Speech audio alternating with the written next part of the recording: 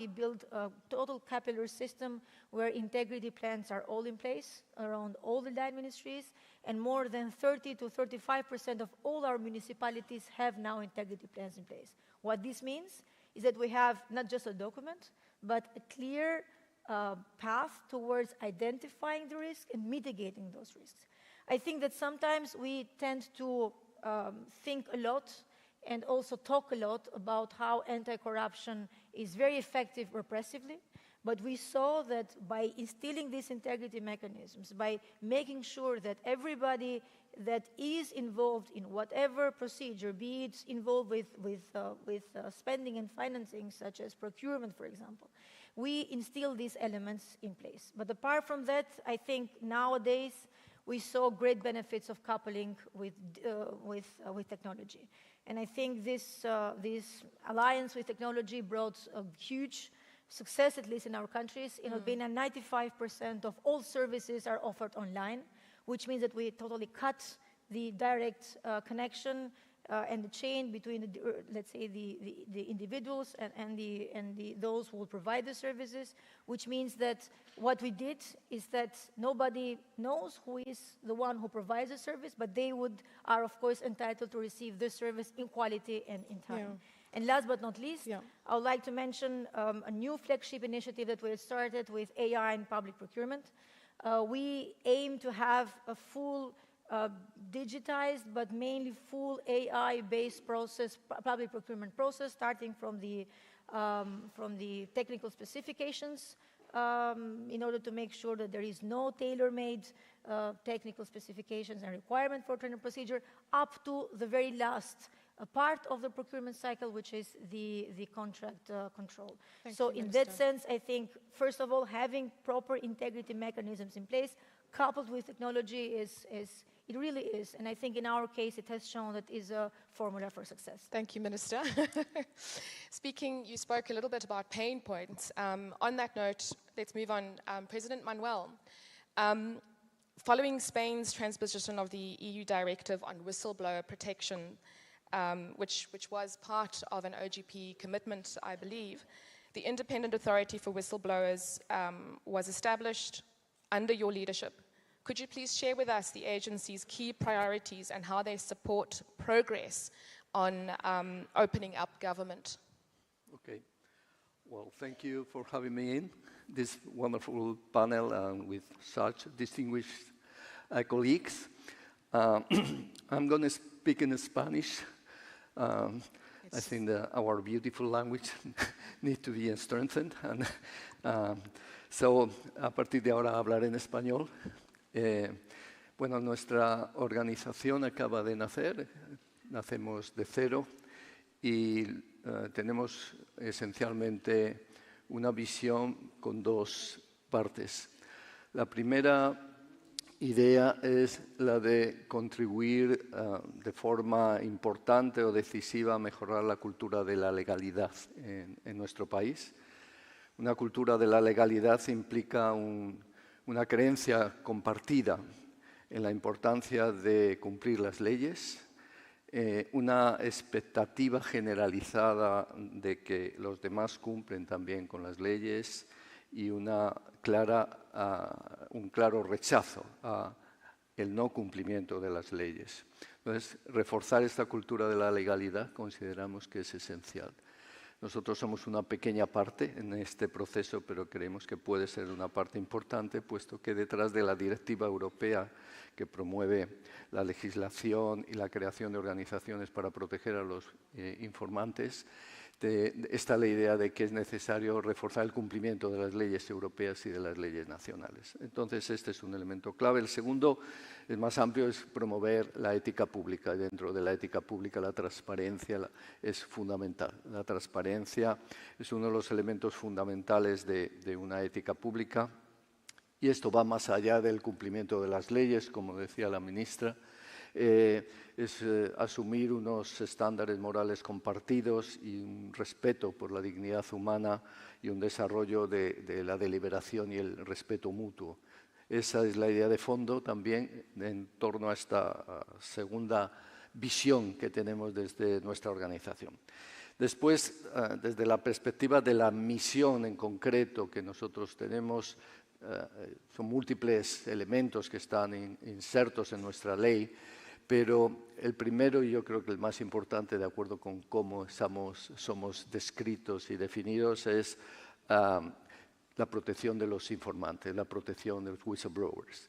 Tenemos que proteger a aquellas personas que realmente dan información sobre incumplimientos legales, sobre corrupción, sobre delitos, y esa es nuestra primera función y más esencial. No es sencillo, es complicado, pero esa es la idea inicial.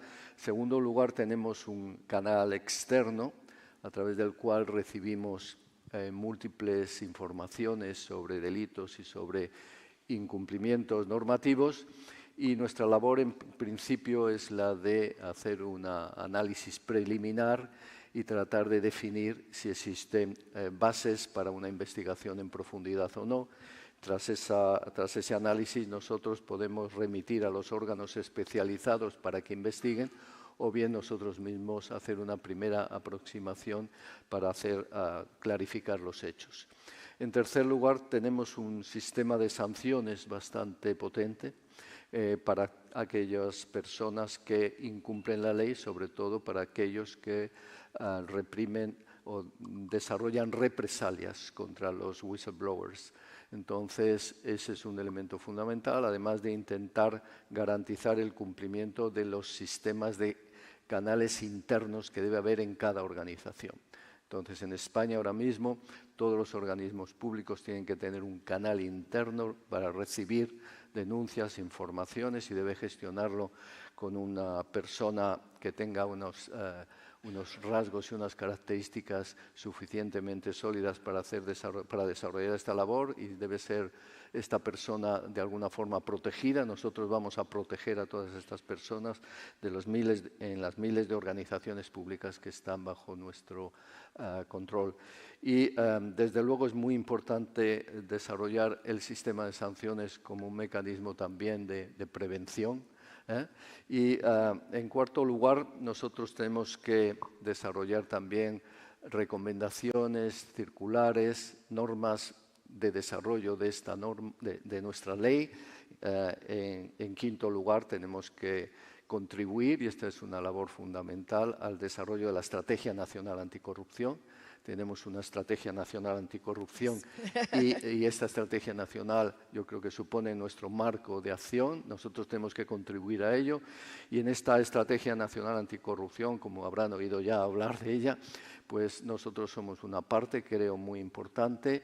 Y bueno, ello va vinculado lógicamente también a las estrategias de integridad que en cada organización pública se deben desarrollar, y finalmente tenemos un comité asesor muy amplio con el cual tenemos que trabajar, en el cual hay diferentes representantes del Estado, pero también de los whistleblowers, de las personas que han sido represaliadas y que representan a los whistleblowers. Esa es nuestra misión fundamental. Muchas gracias.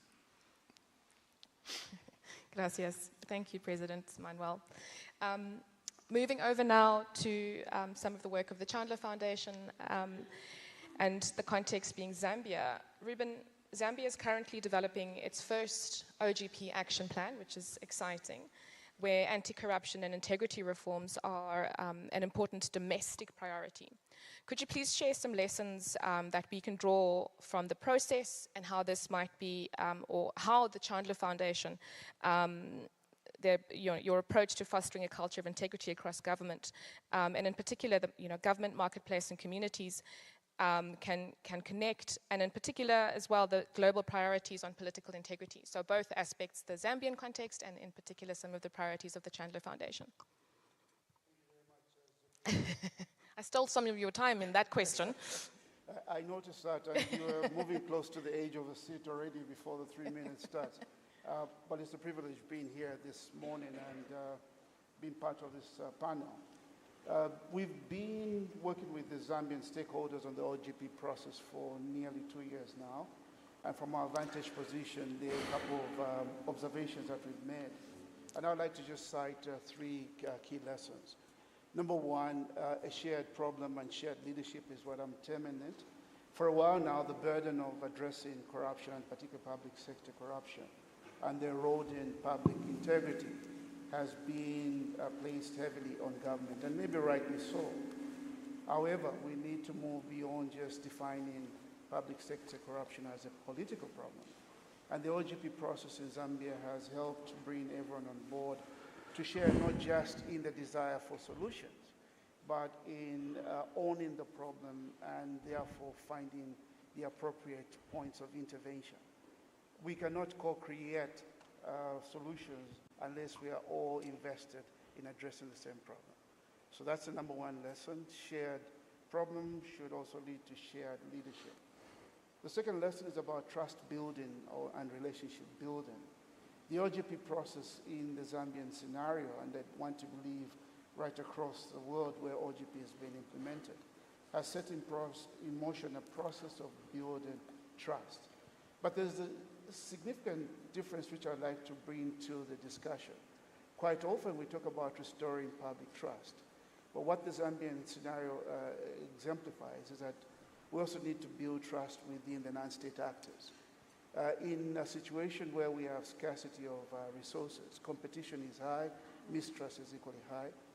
What I've seen is that among the CSOs themselves, they've had to reset and rebuild trust among themselves. So build trust in government, but also build trust among the CSO leaders, the CSO community. The third lesson is around empathetic and constructive engagement. The OGP process, in my view, allows the stakeholders to go beyond the theater of headlines. It's not just CSOs highlighting to government what is not working well, or government responding and indicating that CSOs do not have the legitimacy to raise issues, but it's bringing everyone on board and understanding each other's point of view. Government getting to understand, having the deeper conversations and getting to understand what drives CSOs in the demands that they make, and the CSOs understanding the limitations that government may have in addressing some of the challenges insofar as corruption is concerned. So it does allow for that empathetic engagement, constructive engagement, but also focusing on the ecosystem of accountability. In my view, isolated and quite often inadequate interventions without addressing the ecosystem have not taken us from a point of high corruption to a point of success. How does this tie in with what we do as a Chandler Foundation? Since I see Zuki is already moving close to the edge of the seat. As a Chandler Foundation, we believe that cultures of integrity are the foundations for strong nations. And strong and prosperous nations have this integrity and trust well embedded in them. If we're going to talk about future-ready governments, we need to know that they would have to be anchored on integrity and trust. Trust, not just in government, but in the marketplace and in community life. We strongly believe that governments that cultivate this moral marketplace go beyond just regulations and rules. They create that environment where the marketplace has strong leaders anchored on ethics, the community equally has strong leaders anchored on ethics. So this has worked very well because we are all coming from a point of trying to build cultures of integrity. And we see that the OGP, by and large, provides a very fertile ground for building those cultures of integrity. Thanks. Wonderful. Thank you. Yeah, I like the notion of a theatre of headlines, and I think all of what we've been talking about is really wanting to move beyond that. Director Jorge, Honduras has leveraged its OGP action plan to advance the national anti-corruption strategy with civil society and made a number of interesting sector-specific anti-corruption commitments. What are the next steps emerging areas to strengthen integrity that you feel the OGP process should address during the following administration? If you could share that with us. Muchas gracias. Es un honor estar aquí y creo que es necesario para entender nuestro camino saber que hasta el 2021 estuvimos en años de mucha oscuridad. Una prueba de ello es el expresidente preso en los Estados Unidos por narcotráfico. La corrupción parecía derrotar la esperanza del país, pero las consecuencias fueron índices de mayor pobreza de nuestro pueblo y de mayor desigualdad y evidentemente la desconfianza creciendo por las instituciones infiltradas por el crimen organizado. Algunos expertos piensan que éramos una cleptocracia, doloroso, pero el pueblo de Honduras eligió construir otro camino, decidió levantarse después de haber tocado fondo. Y eso fue abrir las ventanas del Estado y dejar entrar la luz de la transparencia, de la rendición de cuentas y de la participación ciudadana, apostando por la filosofía del gobierno abierto con el corazón en la reforma. Luego, desde el año 22, con el liderazgo de la presidenta que termina su periodo en enero próximo, Xiomara Castro, comenzamos a reconstruir las bases del Estado en una nueva arquitectura de integridad pública. Se creó la Secretaría de Transparencia y Lucha contra la Corrupción con direcciones que hablan de por sí de cuál es la tarea. Una dirección de gobierno abierto, otra del control interno preventivo en el país, de las contrataciones públicas, de la modernización administrativa y una escuela de buen gobierno. Pero al mismo tiempo se creó el Sistema Nacional de Transparencia Anticorrupción. Es decir, pasamos del discurso a la estructura, de la promesa a la acción. Y con el apoyo de la cooperación internacional de una larga lista de cooperantes, pero principalmente de la mano en el inicio de las Naciones Unidas, en el camino de la Convención de las Naciones Unidas contra la Corrupción, hicimos nuestra primera Estrategia Nacional de Transparencia e Integridad Pública, que tuvo buen suceso a ojos de OGP y de nuestra comunidad de gobierno abierto, en el sentido que en Estonia fue un proyecto destacado por haber sido co-construido con la metodología de gobierno abierto. Luego decidimos dar pasos de medirnos con eficiencia. Ahí nació el Índice Nacional de Transparencia e Integridad Pública, primero en nuestra historia, donde se evalúa con datos reales a todas las instituciones del Poder Ejecutivo. Y los resultados del 22 a la fecha muestran de manera clara la tendencia de que Honduras está avanzando. Por eso la transparencia dejó de ser una palabra para convertirse en una práctica medible en Honduras.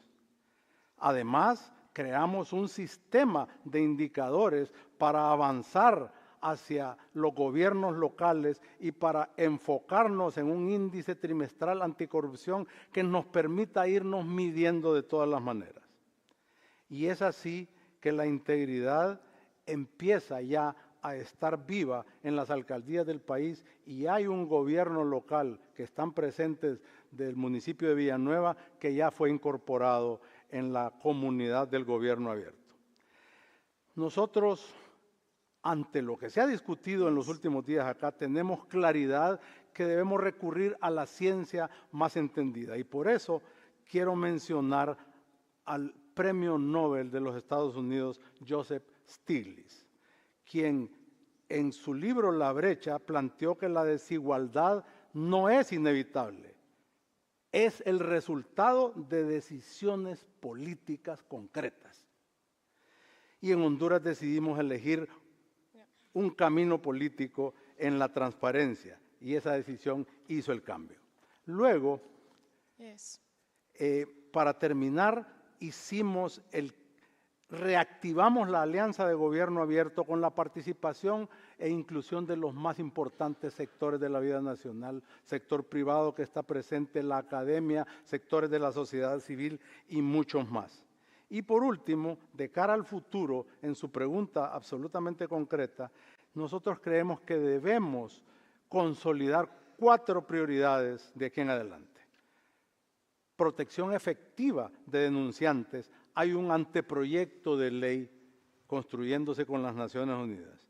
La reutilización de los datos abiertos como motor de la transparencia. Plataformas digitales para co-crear y fiscalizar las políticas públicas y innovación tecnológica en inteligencia de datos. Finalmente, como hay elecciones en nuestro país el mes próximo, nosotros pensamos que los avances no se sostendrán solos. El desafío actual es blindar la institucionalidad de lo que se ha logrado en el país, hacer que la transparencia sea una política de Estado y una cultura ciudadana. Y en ese sentido, nuestra misión es hasta el último día dejar un legado sólido, medible y participativo para que nuestro reloj en la historia no pueda retroceder. Gracias. Thank you very much. Mayra. So Mayra's role is to keep our panel on their toes.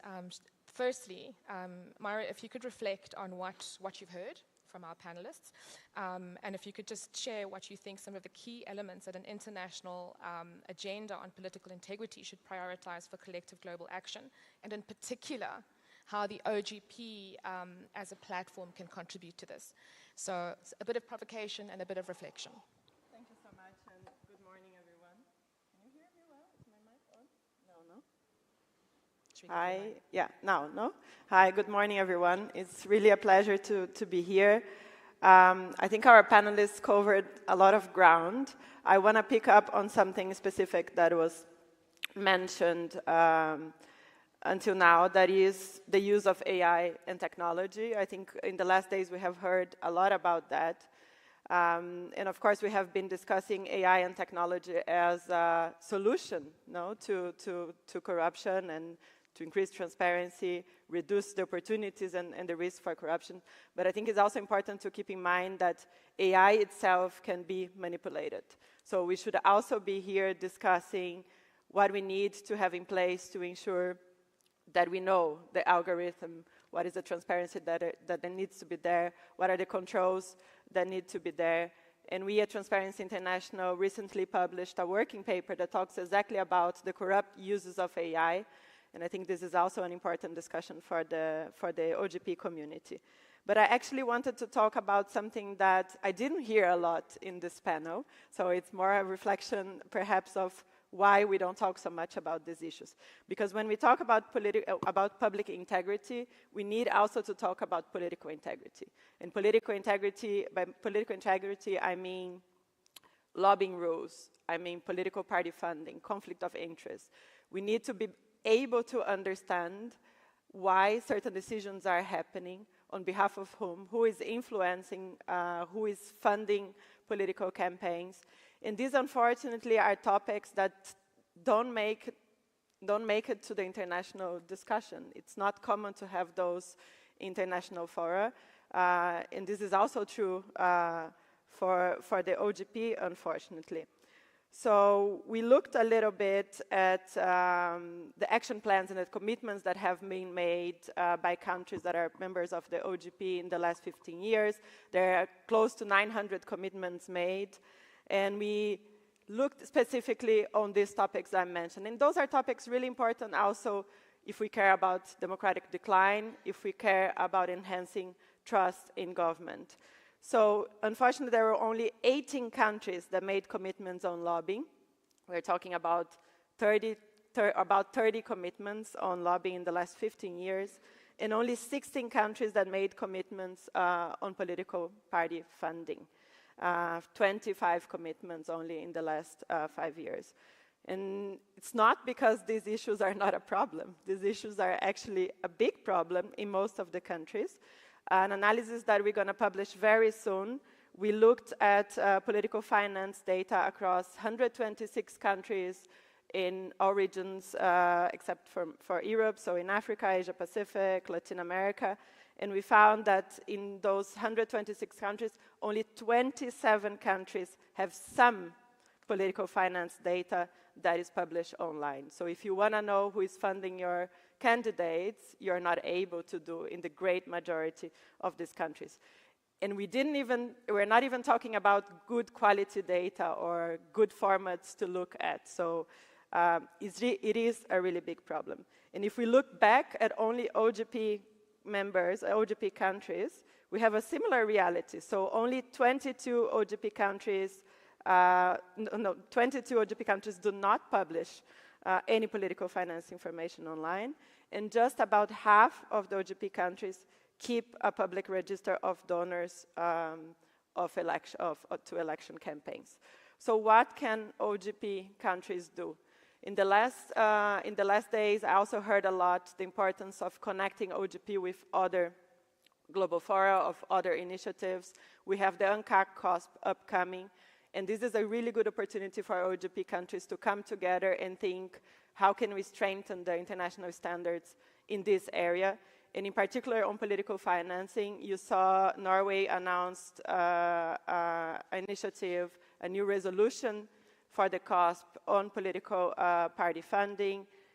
Albania is also a co-sponsor of this resolution together with Ghana and Mongolia. So it's an opportunity for us to discuss, including new forms of influence in political campaigns. So if there is time, I would be really happy to hear more from the panelists. What are the plans for their countries in these important areas if we really want to improve public integrity? So I think we've stolen time from our second round, and I'm sad about that. They will hopefully forgive me. What we'll do is 60 seconds in response to that, Myra's, and we'll go in the same order as we did before. 60 seconds in relation to Myra's question on the plans in each of the contexts. Yes? Are we happy with that? And 60 seconds. Thank you very much. Well, as Myra rightly mentioned, we are now coupling with Norway and Transparency International to co-sponsor a resolution at the next COSP, which will take place in Qatar this December, in order to have a much more internationalized setup and commitment with regard to political party financing. We know now very well that there are two very specific frontiers that we all have to face in that regard. First of all, the digital one. We know that many of the sources, political party financing sources, come now online, not only online, but also through digital currency as well. And second, and not least important, is the foreign influence that is used in many countries, and now in Europe we are quite cognizant about that risk. So I think these are some of the more pertinent issues that we very much will have to focus, and we're very happy that we are co-sponsoring this resolution. I think this will be a new step forward towards more integrity in the not only institutional but also political sphere. Thank you, Minister. Thanks. Next. Okay. Bueno, la verdad es que solo desde visiones holísticas se puede entender la lucha contra la corrupción y la promoción de la integridad, y las visiones holísticas obviamente incluyen a los partidos políticos como un pilar esencial de la sociedad. Centrarnos en solo una de las partes no es posible, tenemos que ver todos los pilares del sistema, de acuerdo con el modelo de Transparency International, de Jeremy Pope. Entonces tenemos que ver todos, pero es verdad que muchas veces nos centramos en la administración pública, en el ejecutivo, en el poder ejecutivo, y nos olvidamos de los partidos políticos como un elemento central en toda la prevención y lucha contra la corrupción.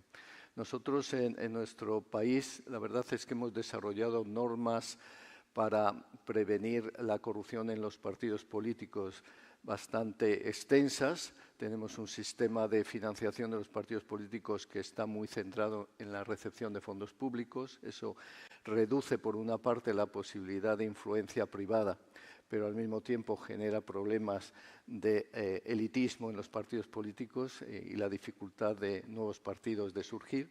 Pero aparte de eso, la verdad es que desde nuestra perspectiva, desde la agencia que yo ahora presido, tenemos muy claro que vamos a investigar claramente cuáles son los sistemas de integridad que existen en nuestros partidos políticos y si tienen buenos sistemas de control interno y de protección a los whistleblowers, y esa es una de nuestras prioridades. Gracias, Minister. Thank you.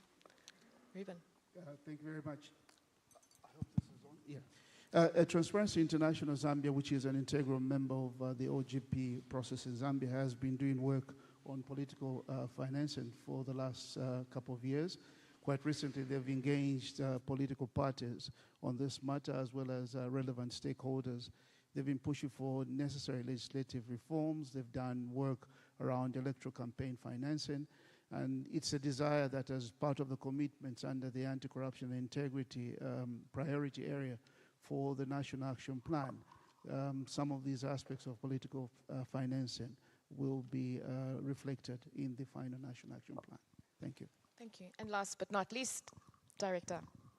Sí, este es un tema toral que se ha venido hablando aquí en esta cumbre.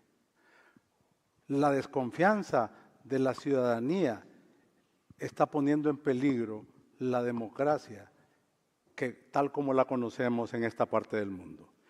Y los datos que el mismo Stiglitz plantea hacen ver que la introducción de gigantescas cantidades de dinero en los procesos electorales pueden hacer un tremendo daño si no hay los controles suficientes. En nuestro país se vivió y quedó claro, no porque lo diga fulano o sutano, sino porque fue parte de la sentencia al expresidente que usó el narcotráfico para financiar el ascenso y el mantenimiento en el poder. Entonces, hay que ponerle mucho cuidado.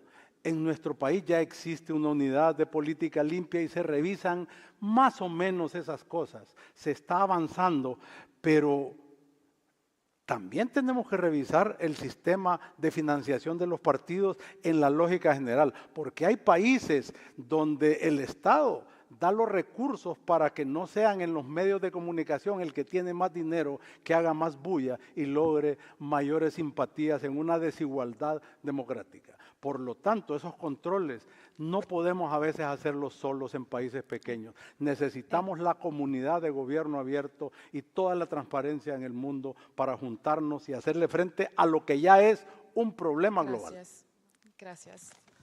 Thank you so much. And thank you more or less, keeping to time, to all our speakers. Please let's give them a round of applause. Thank you very much for our excellent panel.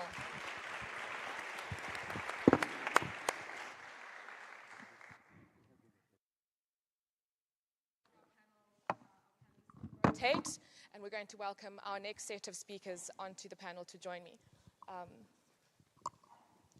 Thank you. Thank you so much. Thank you. Gracias. Thank you very much. Thank you. Gracias. Muchas gracias. Thank you. Okay, so without further ado, I'm just going to ask our next panel to come straight up. They know who they are.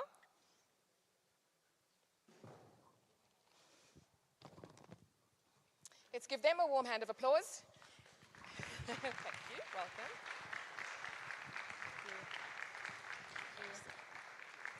Good morning. Okay. Welcome. Great. Great. So we're going to make the best of our time. We've not stolen that much time, about 2 minutes stolen from this panel, but I think we will make up for it. So I will very quickly introduce you, and this next session really is focusing on open government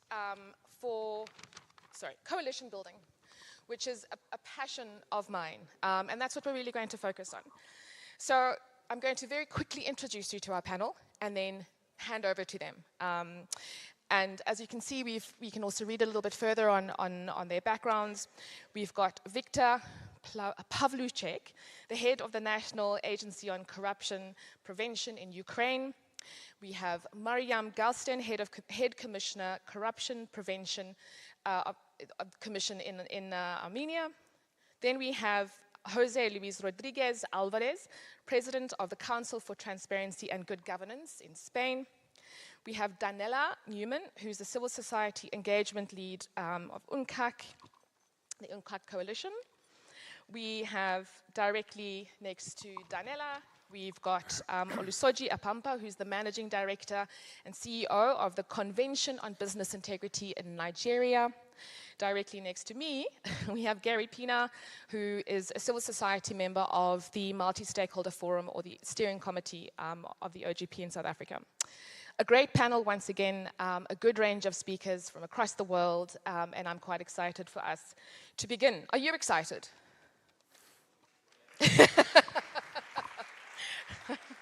All right, great. Victor, let's start with you. The Ukraine has implemented several really important innovative anti-corruption and integrity initiatives with civil society as partners. How have these partnerships helped to advance reforms, and how do you plan to build on that to tackle emerging areas that require action? So share a bit about what they are and reflect on what's going forward. Hello, colleagues. For me, it's a great pleasure to be and honor to be here with such a distinguished company of colleagues. First of all, it will be hard to describe all the scope of the work of, for example, National Agency on Corruption Prevention in 2-3 minutes, but I'll try.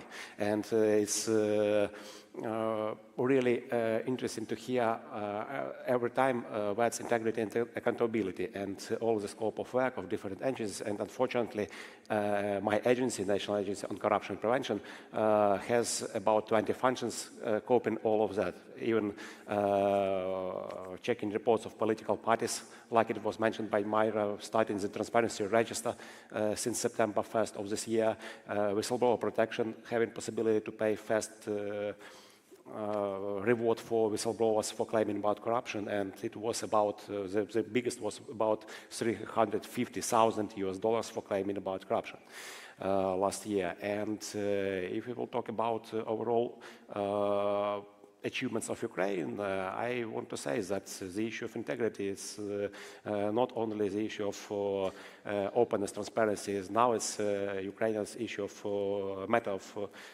national security, because it will be always under the possibility to attack by Russian propaganda during the full-scale invasion and during the war in Ukraine that we have.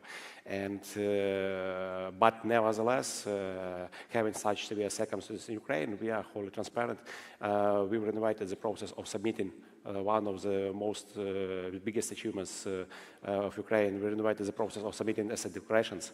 Our asset declarations of public officials, they are wholly transparent, despite maybe the information of the number of the house and apartment the people live in. And civil society can easily check this information, and using open API for getting this information for other analytical tools by civil society helps us to get a huge amount of claims, information about our public officials. And just to remind that there is more than 700,000 public officials in Ukraine who are obliged to submit their asset declaration to this register. It's a huge amount of information. And also not only ways of getting information about illicit assets, unjustified assets, but also systemic changes can help Ukraine to achieve better results. And I'll try to mention, it will be a great pleasure today to be on, I think, on this scene and getting an award for International Informational System for Monitoring State and Corruption Policy in Ukraine. We have existing state and corruption program dated 2023-2025, and we are drafting new one for years 2026 and till 2030. Both of them consist measures to implement for reforms in exactly anti-corruption sphere, but not only, we also aiming on the work of to minimize corruption risk in different spheres. And for example, now drafting new anti-corruption strategy and new state anti-corruption program, we involved the whole scope of expert society and civil society to involve this, and we have more than 2,000 experts involved in drafting anti-corruption strategy. Thanks, Victor. Hopefully we'll come back on some of those points, particularly around the public service that you raised. Mariam, over to you. As head commissioner, you lead the country's central public integrity institution. How are you prioritizing open government initiatives in your work, and what strategic opportunities do you see to strengthen impact, particularly in the context of interconnected databases? Thank you very much. First of all, thank you for having me here. And I will try to answer to your question and also to address the question of Myra from previous round. So in Corruption Prevention Commission in Armenia, we don't simply prioritize the open government and transparency. It's an essential part of our daily routine. So in recent years, we have moved from the vision to execution, and digital transformation is a driving engine of a public integrity we want to see and of a culture we want to build in the public system. And let me begin with the cornerstone of our work, which is the declaration system. As my colleague Victor has mentioned, we also have a very comprehensive asset declaration system, which inter alia includes declaration of assets, incomes, expenditures, and interest of public officials. What is more important, not only high-level public officials, but also risky level officials, their family members, and all the information is publicly available, transparent, searchable, and in recent years, we have,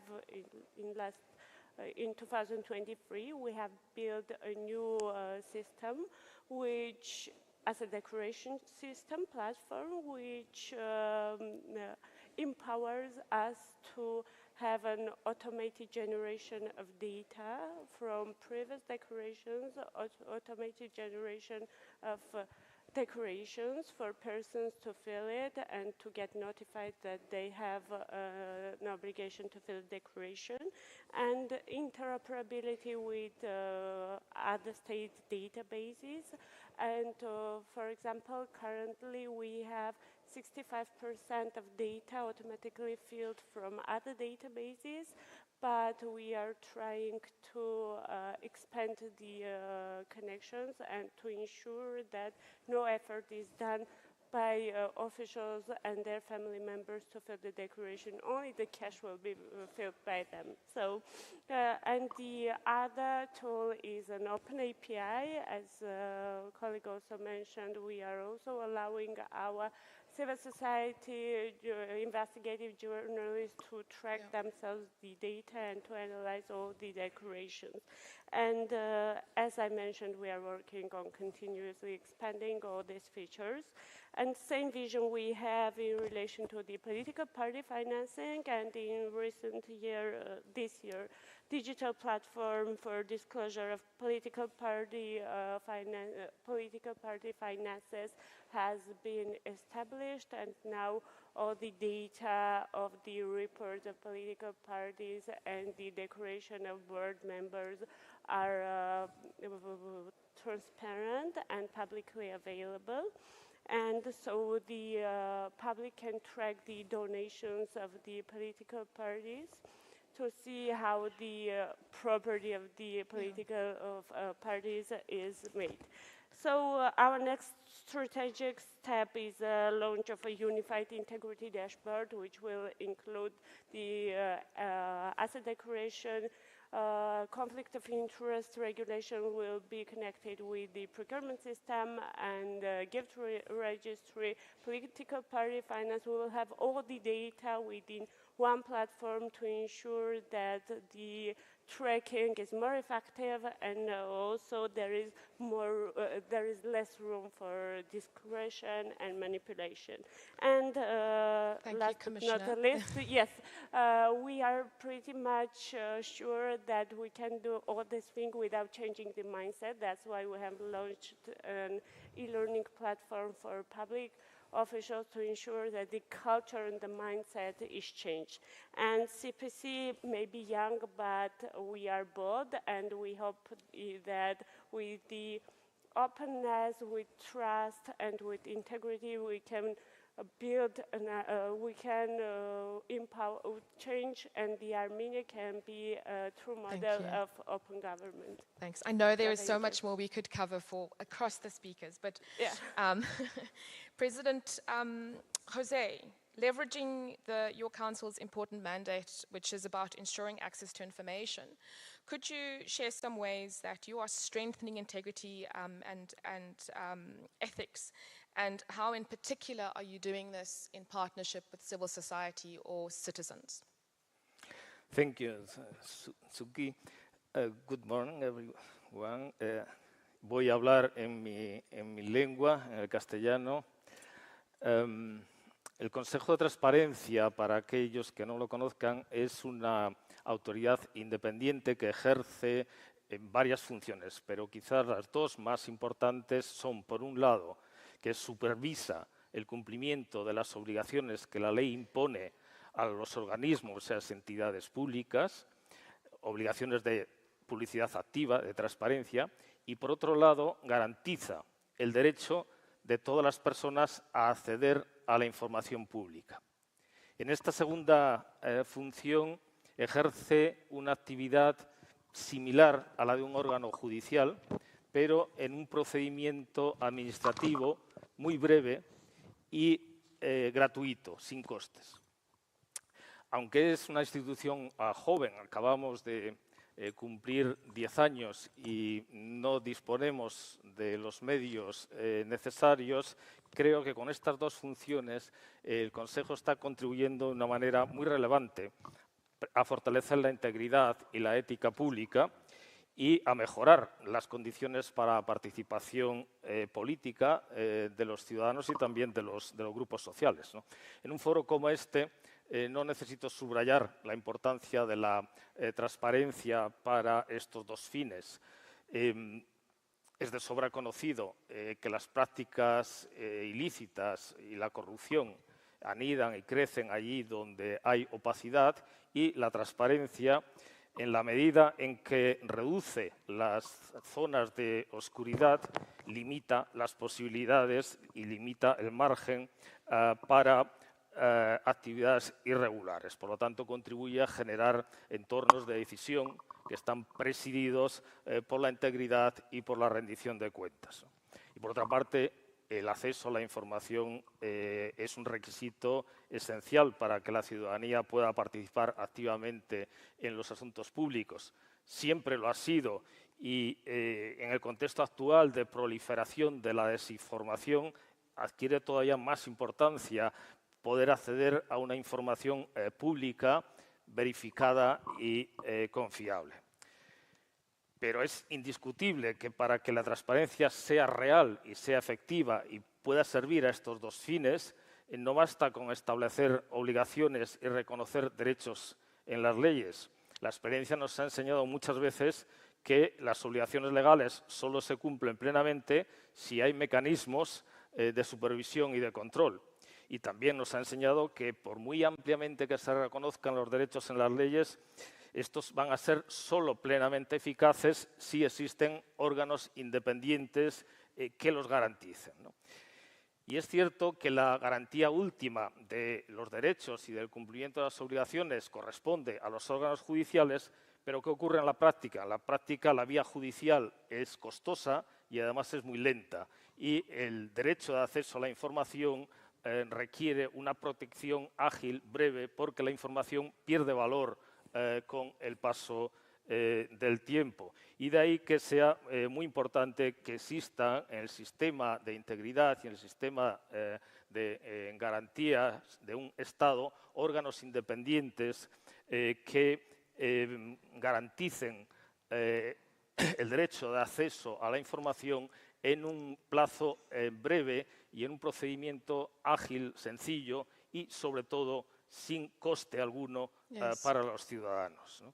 Y en el desempeño de estas funciones es en lo que radica, digamos, la principal aportación del Consejo a la mejora de la calidad democrática. Por dar solo dos datos, y con eso termino, en el año 2024 evaluamos el cumplimiento de las obligaciones de transparencia de 291 organismos y entidades públicas y resolvimos 2.230 reclamaciones de personas a las que se les había denegado el acceso a la información pública, el 65% en sentido favorable a los reclamantes. Como os decía, el Consejo realiza también otras muchas funciones, pero como no tengo tiempo para exponerlas, les invito a que accedan que visiten nuestra página web, donde tenemos toda la información expuesta. Muchas Wonderful. gracias. Thank you very much. Access to information being a central, I think, thread across both our panels, in fact. Daniela, you engage a lot, of course, with civil society across different countries in your role. Can you just share some thoughts on building coalitions and, to support reform? And in particular, share with us how we can strengthen transparency and inclusion through global initiatives. Thank you, Zuki. I hope everyone can hear me. Good morning. Thank you for the invitation to speak. I represent the UNCAC Coalition. We're a global network of around 400 civil society organizations in over 120 countries committed to the implementation of the UN Convention Against Corruption, the UNCAC, which is the only nearly global anti-corruption treaty with 192 states parties to date. At the heart of our work lies coalition building, bringing together diverse actors to advance key reforms to fight corruption. Because one thing is clear, no government can fight corruption alone. It takes coordinated multi-stakeholder action, governments, civil society, media, academia, the private sector, etc., all playing their part, as the UNCAC itself recognizes in Article 13. However, we see many states are completely disregarding this legally binding commitment under the convention and are restricting civic space, attacking, intimidating, and even killing civil society, working on anti-corruption and other cross-cutting issues. What we have found helps is being part of coalitions can provide some protection. There is power in numbers. And we're happy to be able to provide a platform for exchange of experiences and approaches, connecting civil society organizations with each other to advance key reforms. However, we need coalitions between governments and civil society to really drive impact. In OGP, this approach is well established.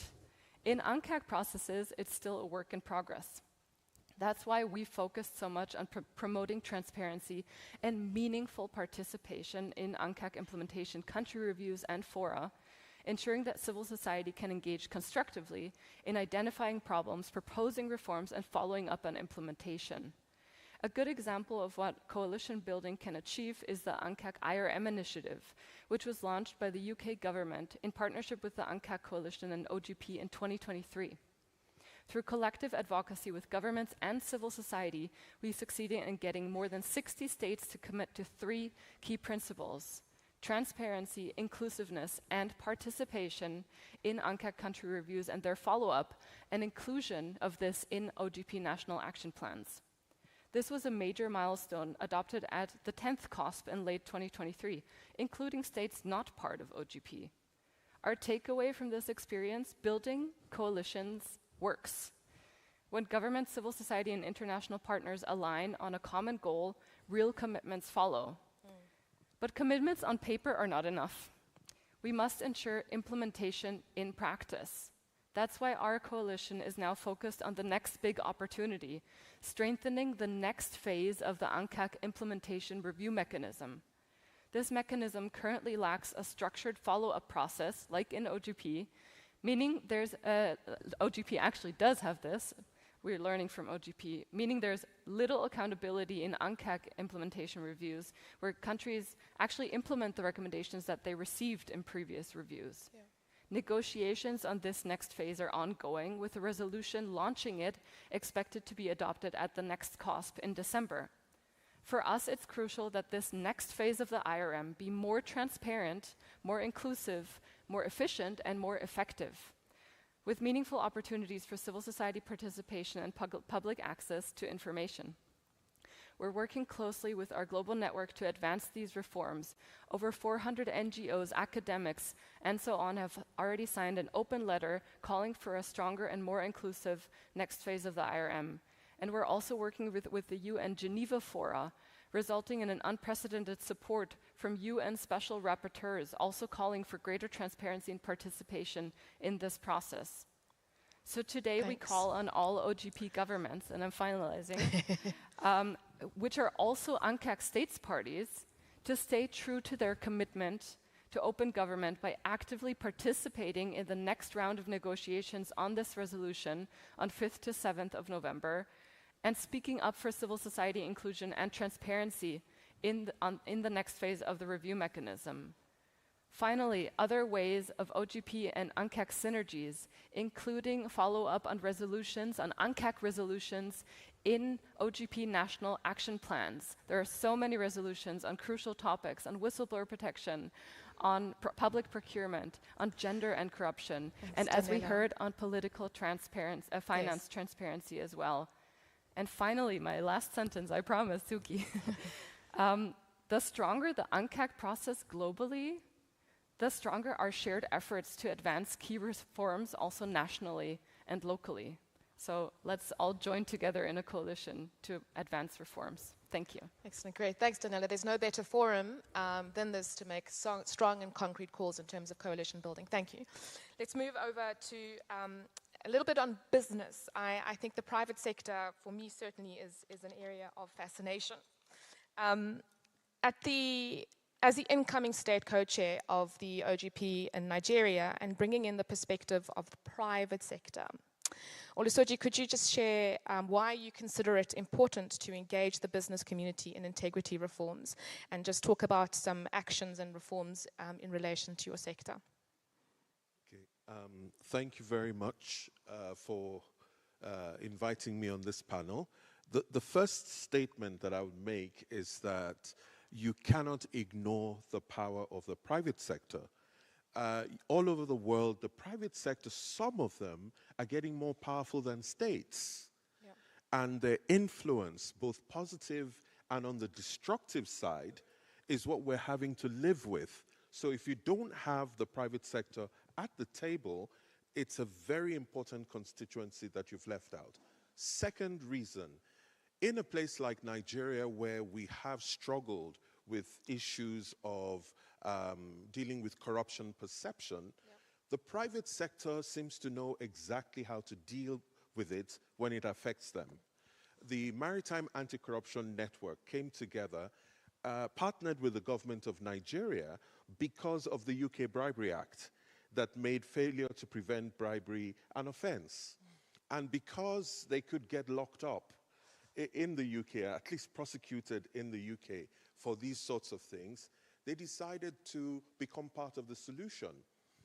They started working from 2012 when it came into force, but by 2019, they got a breakthrough because all the time they were seeking to realign incentives. Their incentives with the government's incentives, with the incentives of the public officials. In 2019, we had 266 cases of demands for large unreceipted cash payments in US dollars from the vessels. That fell to 128 cases in 2020. At first we thought it was COVID, then to 84 cases, 48 cases, 45 cases, and last year only 30 cases. So real year-on-year reduction in the harms that the private sector was facing. Yeah. Last year alone, with the help desk that the private sector put in place, they managed to save themselves over $300,000 in these unreceipted demands. So I think that it's an important piece of the solution that we're missing if we don't include the private sector. Let me leave it there. Thank you. Thank you. And I think really, really important as a player to consider them in terms of our ecosystem as we talk about them. Gary, over to you. Political finance transparency in South Africa is an issue. We've had some reform discussions, and despite some research indicating some of these challenges, Parliament recently essentially agreed to an element weakening transparency, or rather, transparency provisions in relation to political party financing. Could you share some opportunities that you feel there are for civil society to partner with other stakeholders in order to broaden understanding, but also really to kind of deepen public awareness in relation to political party financing, which we also heard some of in our previous panel? Thank you. Is this working? Thank you. Thank you very much for the opportunity to participate in this panel, to share these experiences with you from South Africa. As Amira in the first panel indicated, political finance is not a popular issue over which to collaborate between government and civil society, and that has been the case in South Africa. Litigation by civil society led to our political finance law a few years ago, and within just a few years, Parliament has actually weakened the standards of transparency in that law. And for that reason, civil society is now looking to broaden its partnerships with other stakeholders to push back, because despite public participation in the parliamentary process that called for stricter standards in our disclosure laws on political finance, Parliament weakened them. So what My Vote Counts is doing is taking the transparency that is now allowed in terms of the new law, but not very effective transparency, because our Electoral Commission publishes these reports online in PDF format in very obscure places, and most people don't have access to that and can't afford to download that very detailed and voluminous report. So My Vote Counts has produced a graphic interface on its website that enables you to see in visual form the money flows from big donors to which political parties. So now we can see very easily in picture format who's paying whom and where the influence might be being exerted. However, My Vote Counts is currently in the process of improving that so that users can apply different filters, asking themselves various questions. I want to know about a particular donor that's been reported on. I want to know about a particular political party, and I want to see their relationship. And so My Vote Counts is improving that. But it's doing this in collaboration with civic tech organizations.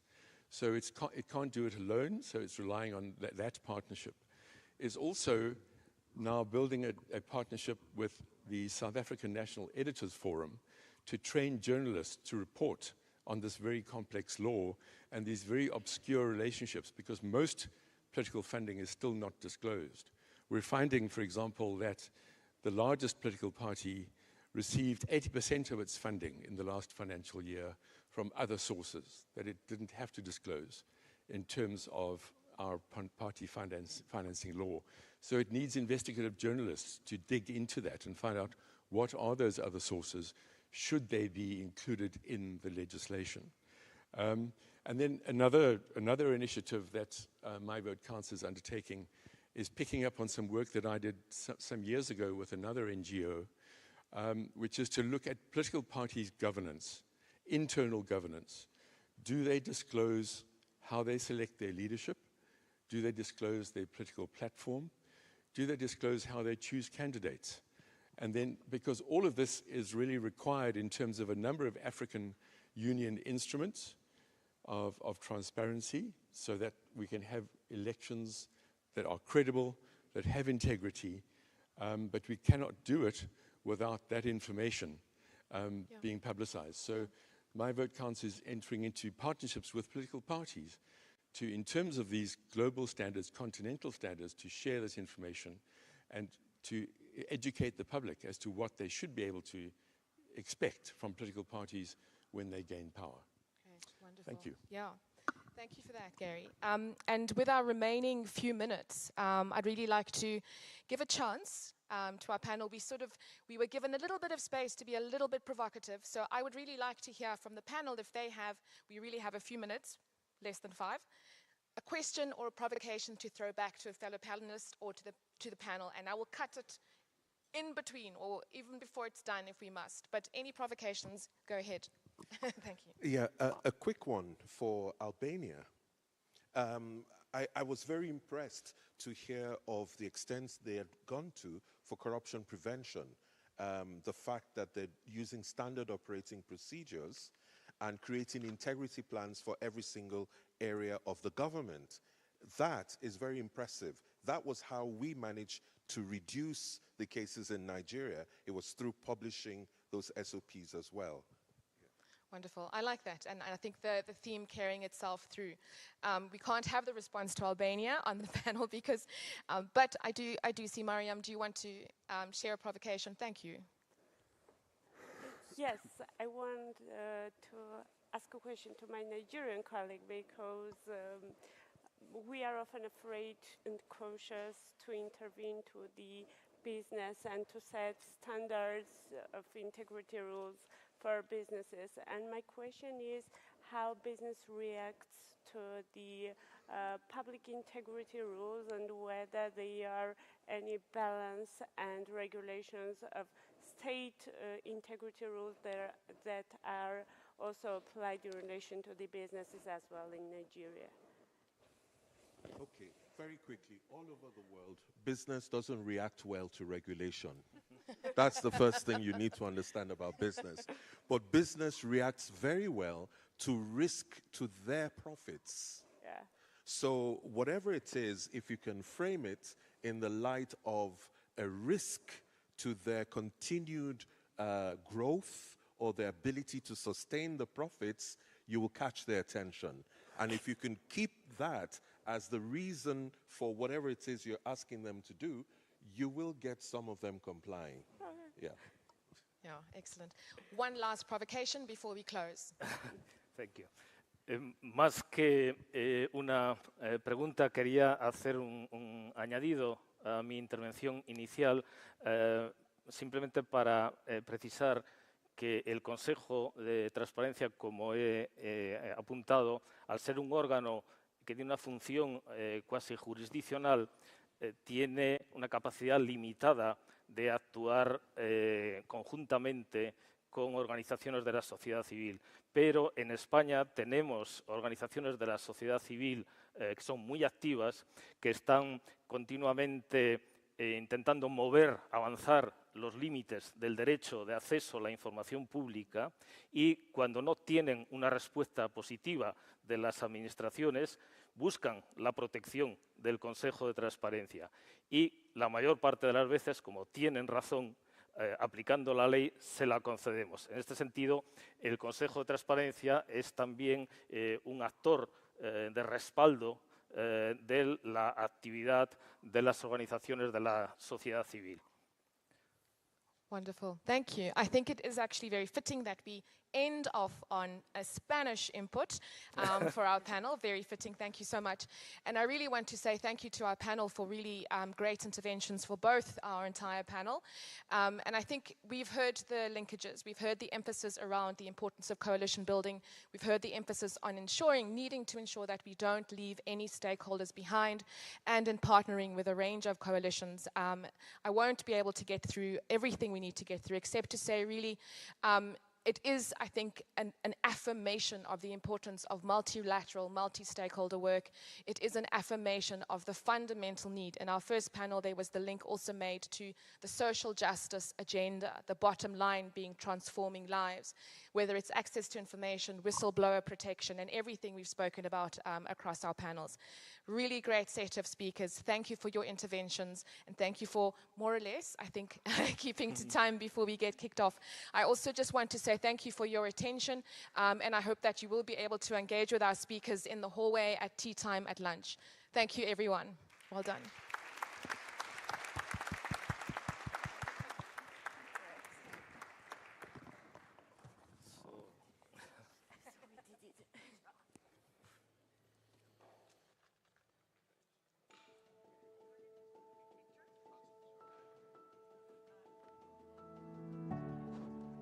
Could I also just call the speakers from the first panel to come and join us for a quick photo, please?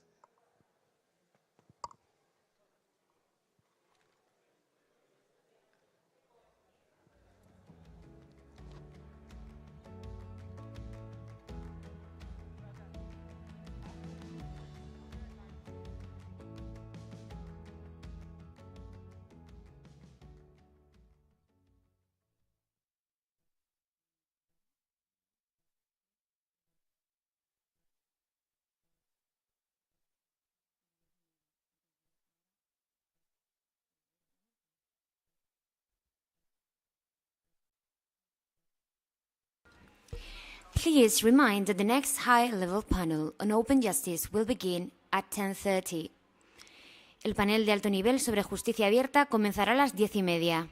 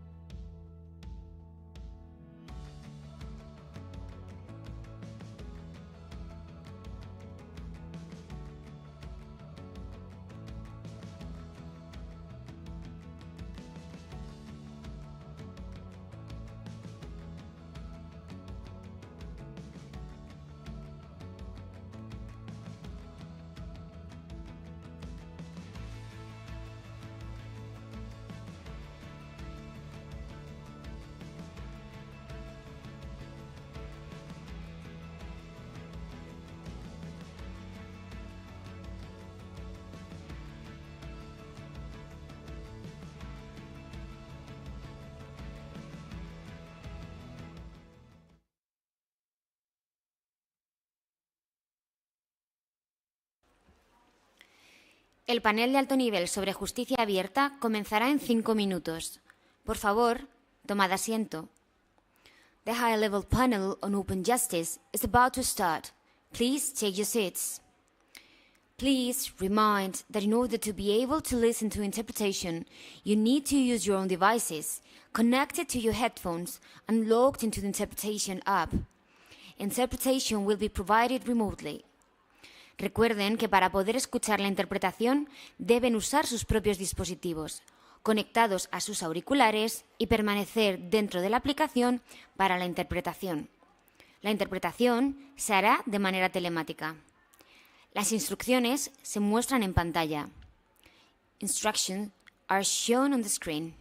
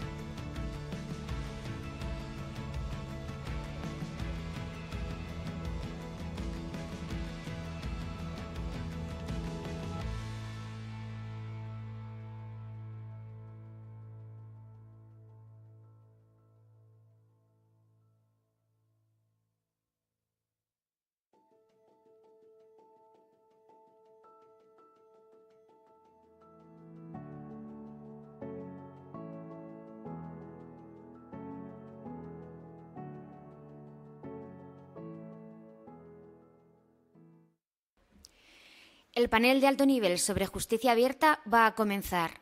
Por favor, tomad asiento. The high-level panel on open justice is about to start. Please take your seats.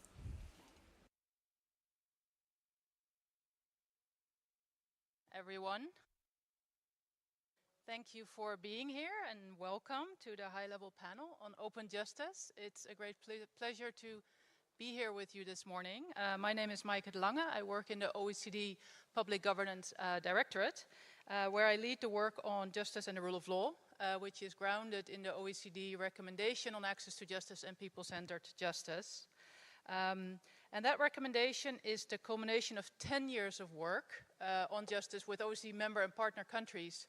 And interestingly, and not surprisingly, I would say, it is very much aligned with the values and ideas of the Open Government Partnership.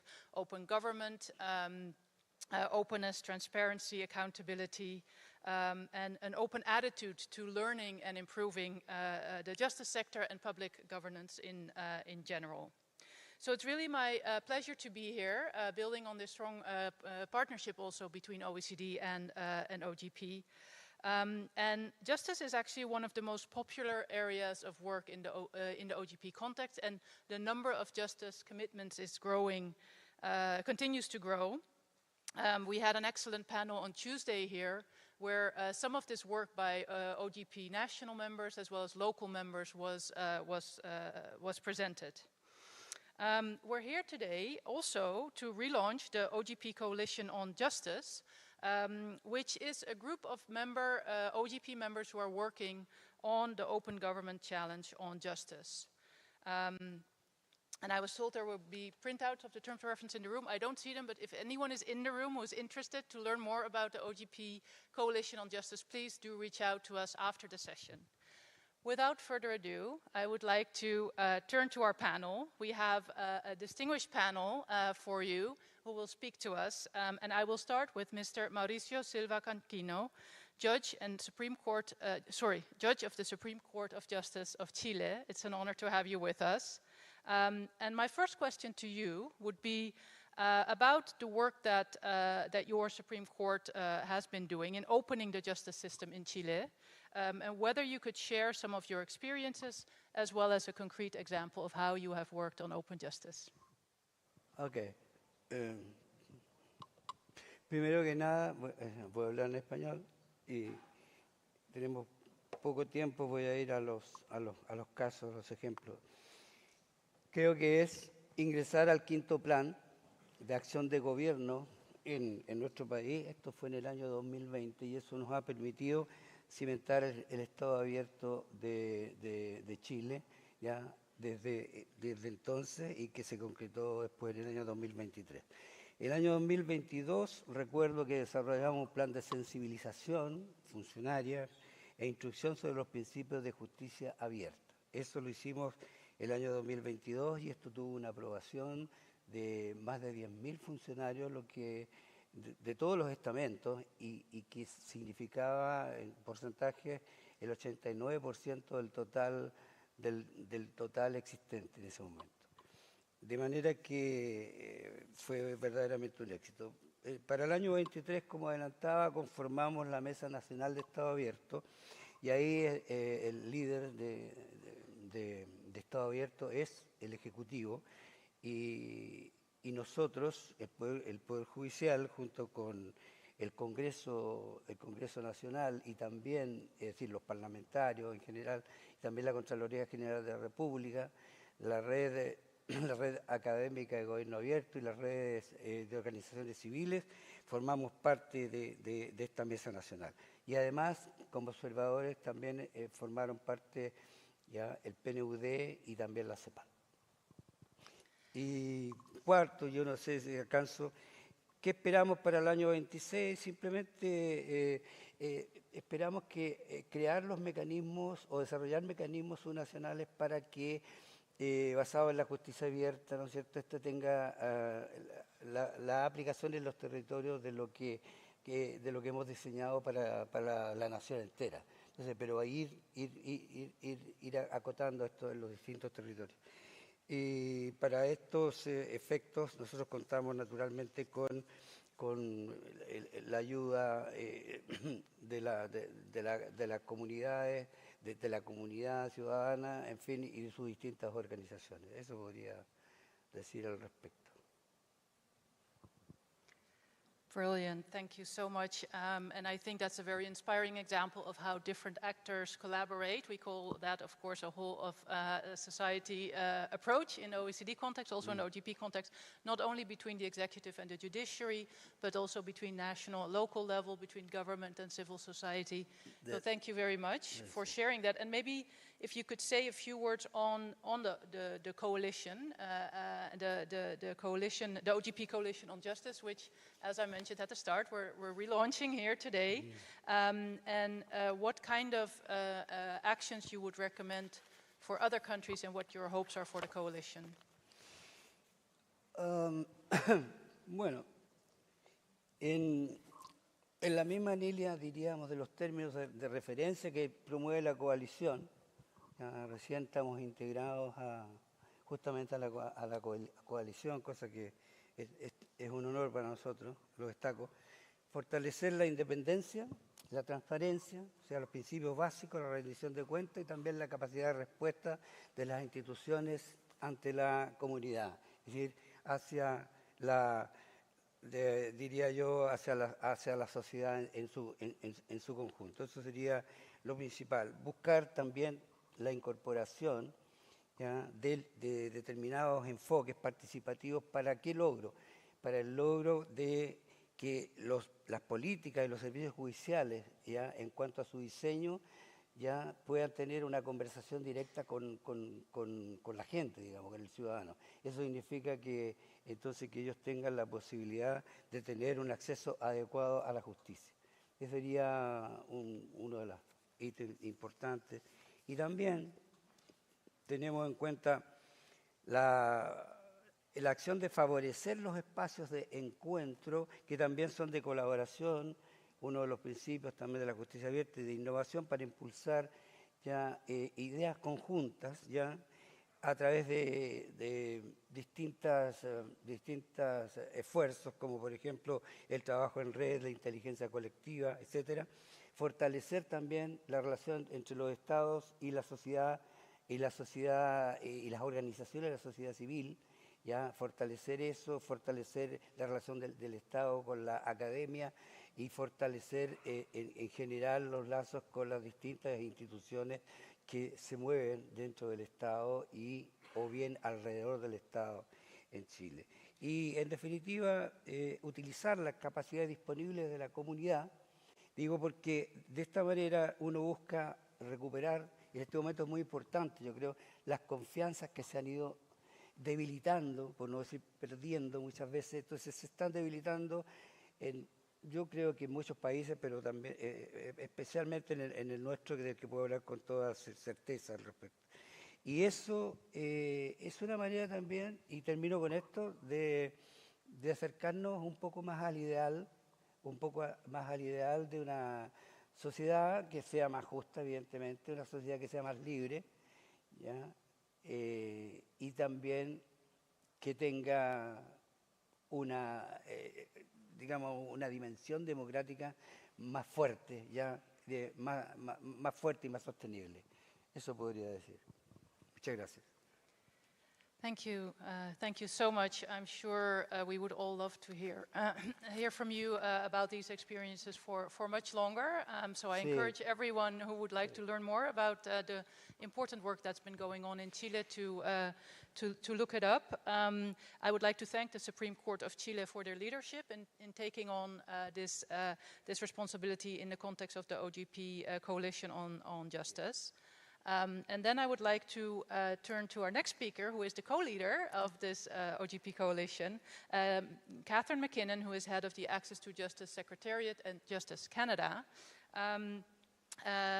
And my question to you, Catherine, would be, the Department of Justice, of course, of Canada has been at the forefront globally. We use Canada as an example in many cases.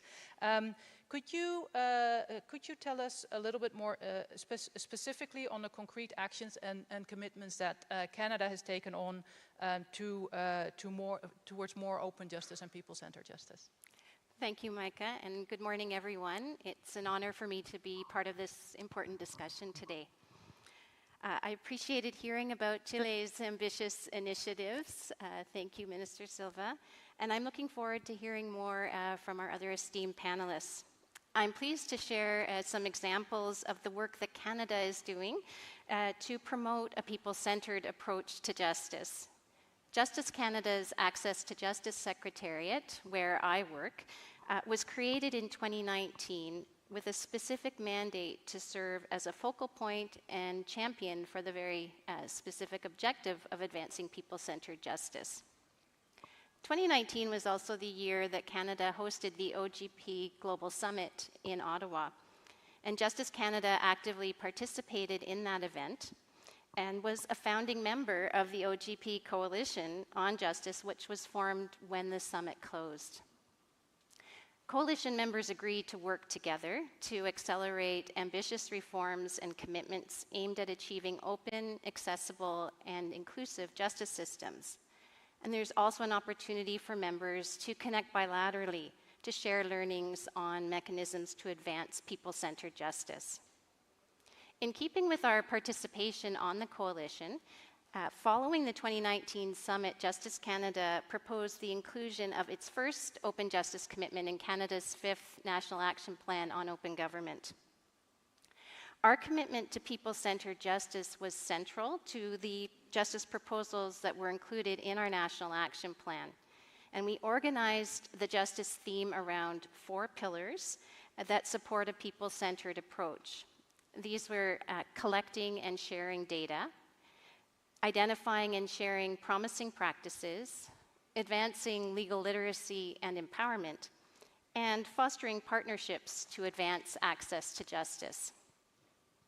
Being part of the National Action Plan, a whole-of-government initiative, amplified the profile of people-centered justice both at the level of the federal government and also in our international commitments. And the accountability measures that are associated with an action plan, including public reporting requirements, help to provide momentum and support for our identified activities. We were proud to be able to report successful completion of our justice commitment at the conclusion of our National Action Plan in December 2024. And we are now applying the lessons we learned from that experience to our next set of open justice proposals. Excellent. And for you, the same follow-up question, very briefly, please. Yes. What's your priorities in the context of the coalition? What do you hope other countries will work on? Well, this is an exciting moment as we relaunch the OGP Coalition on Justice in the context of the ambitious OpenGov Challenge. And Canada is proud to continue its membership on the coalition, and we are honored to have the privilege to serve as co-chair of this initiative with the Supreme Court of Chile. We hope to have the pleasure of working with and learning from many of you as members of the coalition as well. Canada is now in the process of developing its next National Action Plan on Open Government, which we hope to finalize by the end of this year. This time we're focusing our justice proposals on data and research, which are critical to achieving people-centered justice. Initial public consultations on Canada's next National Action Plan identified the need for more interactive data applications to support the design of inclusive programs and services. So our proposed commitment would aim to make relevant and reliable justice data more accessible and user-friendly through techniques such as interactive dashboards and infographics. For example, the results from our national legal needs surveys have been published in the past, but we've learned that the data is not easy for everyone to apply and access. By publishing this data in more accessible formats, we hope to allow more people to benefit from these valuable research findings and in that way contribute in a concrete way to advancing people-centered justice. Achieving equal access to justice for all is not a challenge that we can tackle alone, and the coalition offers a valuable opportunity for collaboration and mutual support. We hope that those of you who are not already coalition members will consider joining us, and as Micah says, I think there will be more information available in the room, and certainly we're happy to discuss with you. So thank you. Thank you so much, Catherine, and also for emphasizing not just the importance of open justice data, but also user-friendly and accessible open data. I will continue to our third distinguished speaker on this panel, Mr. Dustin Mlambo, who is the Deputy Chief Justice of South Africa. We're honored to have you with us. Your office and your courts are also working on a very concrete commitment towards more open justice in the coming months.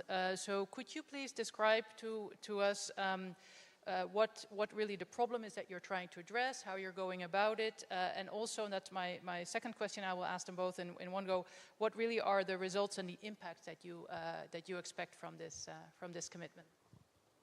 Thank you very much, and thanks for being in this great panel. I'm hearing lots of great ideas, and I look forward to hearing more and to learning and taking them back to South Africa. I'm here not representing the judiciary. I represent a grassroots organization called the Community Advice Offices of South Africa, which is a network of offices spread across the whole of South Africa that is manned by paralegals. I'm here to talk about a great project that we've engaged in to look at the demand side of legal services, especially from those who can't afford their own legal representation. Now, we, as a grassroots entity, spoke to the Legal Practice Council, which is a regulator for lawyers, but which is state-funded, to come with a project where we establish legal help desks based in the courtrooms that are manned by the paralegals. Now, the reason behind that was a lot of people in South Africa lose their homes, are unable to access the justice system because they don't afford lawyers. But sometimes when they are dragged to court, say by the banks who are threatening to take their houses, they come to court and these legal aid help desks connect them through the Legal Practice Council with lawyers who deal with their cases on a pro bono basis. So that's the one facet where you see government funding LPC and also funding these legal aid help desks. But more than that, we source funding from government to fund these community advice offices wherever they are, to sort of assist Legal Aid South Africa. I'm sure those of you know that South Africa has a very well-developed legal aid system, but its priority is criminal legal aid. And the problem is to cover civil legal aid, which is that facet that ensures that society has confidence in the justice system.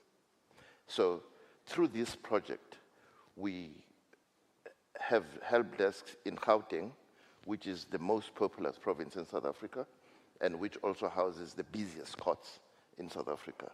We've rolled it out there, and it's working wonderfully. We've also rolled it in the Free State, which is another of the provinces in South Africa, and it's working very well. So this is our contribution to the open justice system to ensure that we don't leave anyone behind. The paralegals in the courts space don't only provide practical legal advice, because they may not be lawyers, but they know the practical application of the law, sometimes better than some lawyers.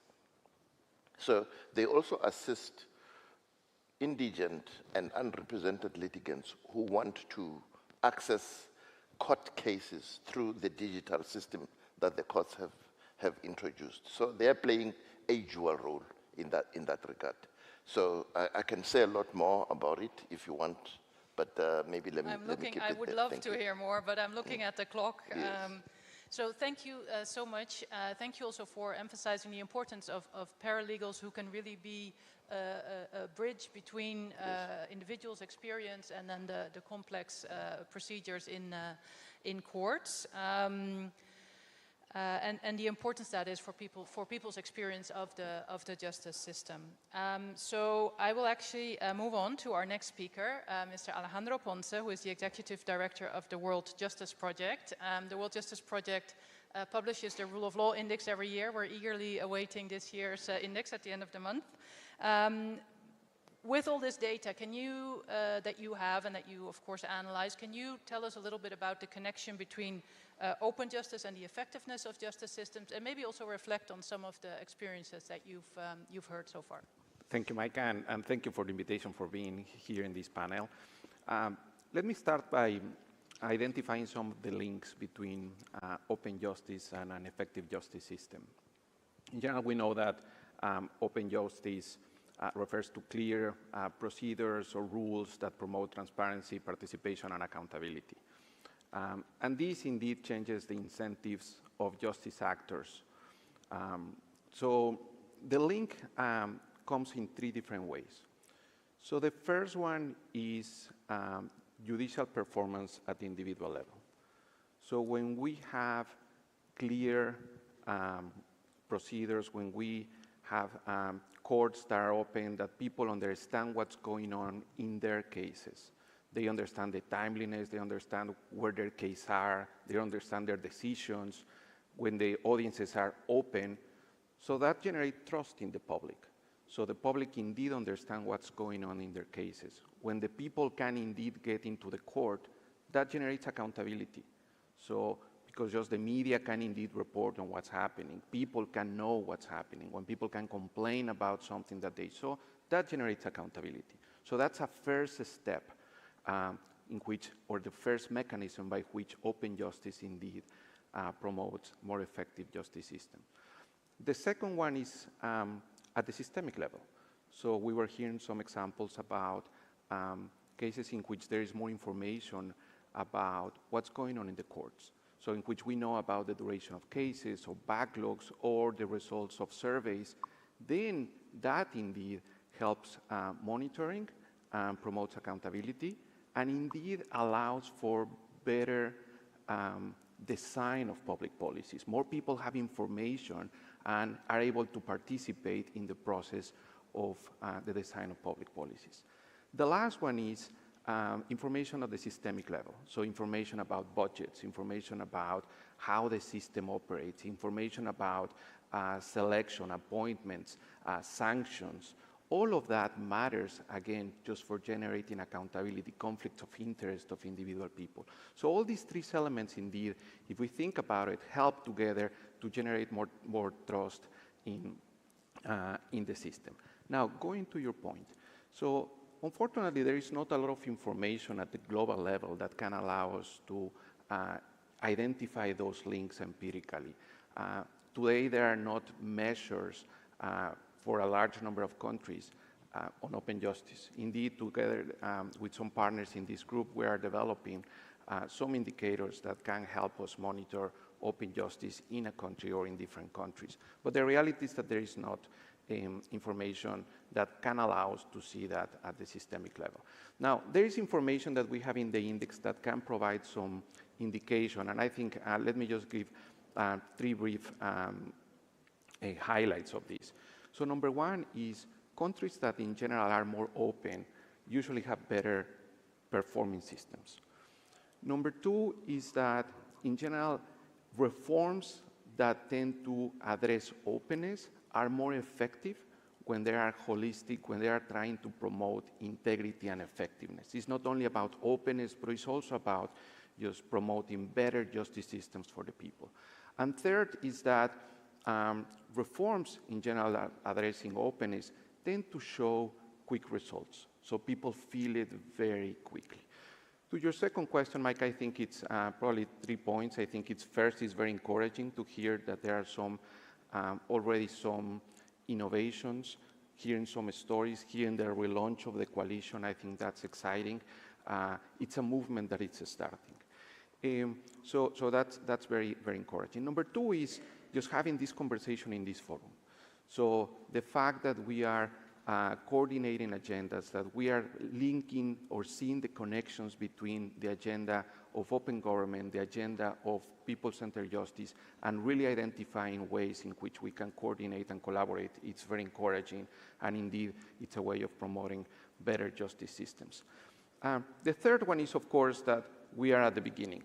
So even though it's very encouraging, but we're still at the very beginning, the challenges are huge. We have heard over all the conference the challenges on on trust, the challenges on justice, the challenges on even judicial independence that we have heard.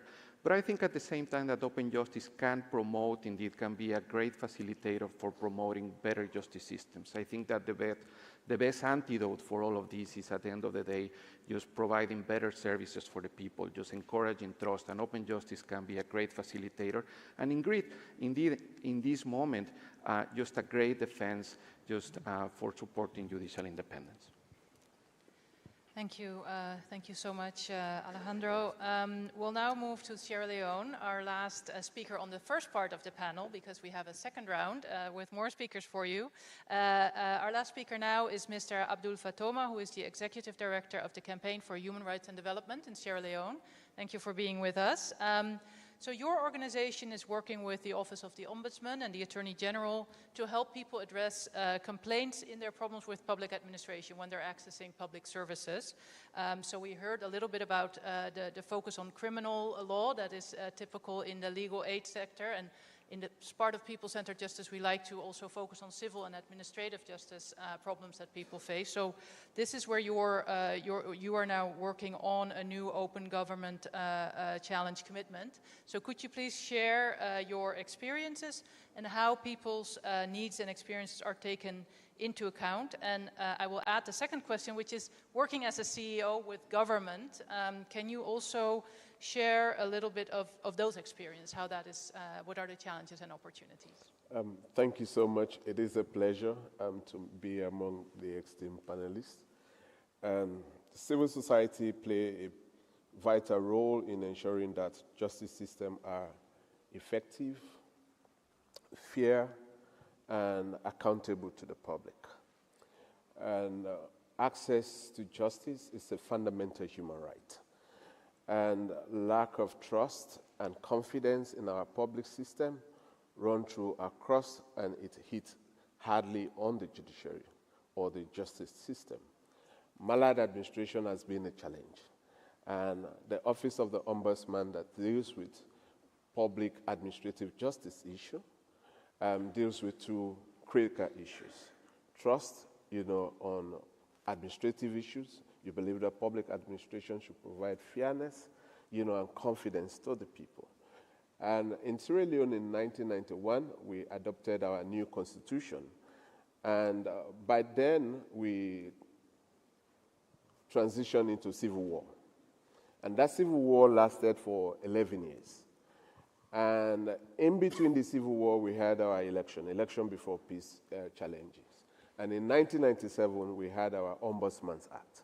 So looking at the scenario, we already have challenges. Not everyone was involved, part of building that legislation. So a lot of citizens were not aware about it. And between that mix, we overcome the civil war, and now a lot has been done since 1997 to date. And we are challenged with maladministration issues, lack of confidence in public institutions. And so our organization initiates an idea to work with the Office of the Ombudsman and the Attorney General to review the Act by engaging citizens to participate, because we missed that opportunity. And with that, we'll be able to build confidence and trust in public administration and public justice administrative system in the country.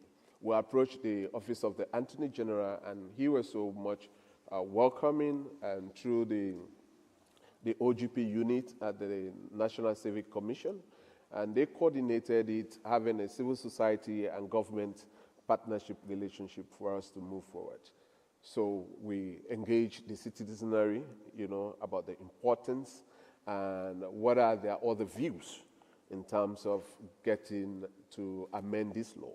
And currently, we are collecting those views at community level, at state institution level, from civil society level, and university level.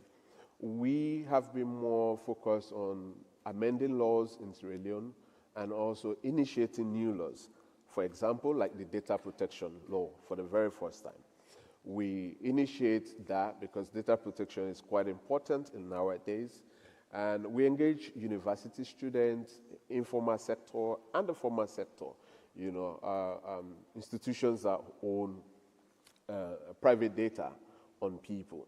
So with that, we try to create the opportunity for open citizens, you know, a governance system wherein citizens will be able to directly be part of the law that will be governing them. Excellent, thank you so much. So another a different form of engagement, particularly in the legislative process that you are sharing with us, and the collaboration with both the Office of the Ombudsman and the Attorney General. So I would like to ask the audience to help me in thanking this panel for their interventions. They will be in the room if you have more questions. Thank you very much. I will ask the second panel to, sorry. Thank you very much.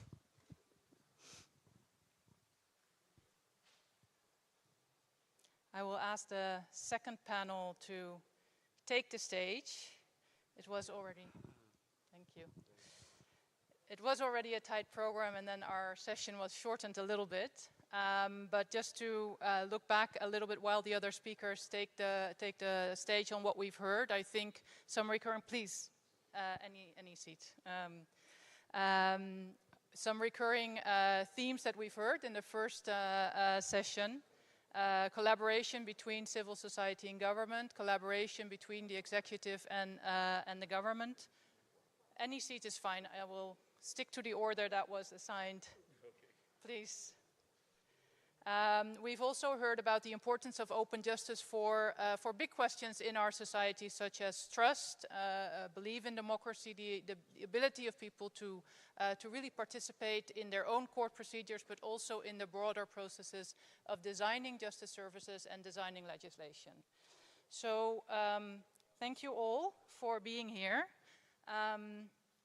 This is our second panel in this high-level session, and well, you have all the names on the screen, but I will of course introduce each speaker as I give them the floor. So you've been listening to the first panel, so please also reflect on some of the things you've heard. But I will start with Mr. Samuel Arias Arzeno, who is Judge of the First Chamber of the Supreme Court of Justice of the Dominican Republic. Thank you so much for being here with us. And my question to you would be, what do you see as the biggest signs of progress in the Dominican Republic? A lot has been happening, in particular in making the justice system more open, accessible, and accountable. And then I would like to give you the opportunity to reflect a little bit. You just organized a very big international conference, Open Justice Conference, in August, if I'm not mistaken, bringing together judiciaries from around the world. So maybe also reflect a little bit on what you've taken from those conversations that you can share with the audience today. Please. Thank you, Mikey, for the question, and thanks OGP for the opportunity to be part of this wonderful panel. And let's go in Spanish. Okay. En cuanto a los avances que podemos presentar como Poder Judicial en la República Dominicana, creo que debemos de enfocarlo desde dos perspectivas. En primer lugar, la participación de la ciudadanía en los procesos del Poder Judicial, y en segundo lugar, en cuanto al uso de los medios digitales, que son una herramienta bastante útil. En primer lugar, la ciudadanía ha participado activamente en lo que es la formación del Plan Decenal del Poder Judicial. Tenemos un observatorio del Poder Judicial que se ha convertido en un foro de discusión entre los actores judiciales y la sociedad civil, y esto nos permite a la vez implementar las políticas públicas necesarias para un mejor funcionamiento de la justicia centrada en las personas y haciendo de la justicia un poco más democrática, más participativa para las personas. En cuanto al uso de medios digitales, a iniciativa de la Suprema Corte de Justicia Dominicana se aprobó la Ley de uso de medios digitales en el Poder Judicial. Esto ha sido una gran herramienta que colabora a facilitar los servicios que se ofrecen en la justicia. Tenemos también que la Escuela Nacional de la Judicatura desarrolló una de las herramientas más importantes que hemos tenido dentro de lo que es los juristas dominicanos, que se llama Juriteca. Esta, entre otras cosas, presenta las decisiones judiciales de todos los tribunales dominicanos y, lógicamente, esto ayuda mucho a la comunidad jurídica en sentido general. Como consecuencia de la implementación de la Ley de Usos de Medios Digitales, pues también tenemos plataformas de acceso digital para facilitar algunos de los trámites judiciales. En cuanto a la segunda pregunta, con relación a la conferencia de justicia abierta, en primer lugar debo de agradecer la confianza depositada por OGP y la RIJA en que el Poder Judicial Dominicano haya sido el anfitrión de esta primera conferencia internacional de justicia abierta. Nunca había sido celebrada. Tenemos muchas de acceso a la justicia, pero para justicia abierta fue la primera en el mundo. Y se convirtió en un espacio de diálogo muy interesante entre actores judiciales, expertos y, lógicamente, los miembros de la sociedad civil. Esto dio como resultado un importante instrumento que es la Declaración de Santo Domingo, que establece los principios a seguir en esta ruta para hacer de la justicia abierta una realidad en todos los países. Apenas antes de ayer ya tenemos un comité de seguimiento a esa declaración que está compuesto por poderes judiciales y también por sociedad civil de los diferentes países que integramos esta primera declaración. Somos firmantes de la primera declaración. Creo, para finalizar, que ante los diferentes ataques al Poder Judicial, a los poderes judiciales en todo el mundo, hay dos aspectos que quiero resaltar importantes y que quedaron evidenciados en la conferencia. En primer lugar, la solidaridad internacional. Una amenaza al Poder Judicial en cualquier parte del mundo es una amenaza para los demás poderes judiciales. A veces nosotros vemos muy lejos que pueda sucedernos algo, pero en un virar de la esquina puede suceder indiscutiblemente. Y en segundo lugar, en la medida en que despertemos como Poder Judicial la confianza de la ciudadanía, pues lógicamente la ciudadanía podrá ser la mejor aliada para defender lo que es el Estado de Derecho y la independencia judicial. Gracias. Thank you so much. Thank you for bringing the digitalization into this discussion. Of course, open justice and open data relies heavily on digitalization. And also the dimension of perhaps the fragility. The openness also brings a certain risk, and there's certainly in this day and age considerations of security to be taken into account. So I will turn to our next speaker, Ms. Maria Filomena Singh, who is the Associate Justice of the Supreme Court of the Philippines. Thank you so much for being with us. You have worked quite impressively on the justice zones, I should say, in the Philippines. So could you please share some of that experience, the challenges you encountered, the problem you're addressing, and the impact that you are seeing? Thank you so much. Thank you so much, and it is our privilege to be here and to share our experience.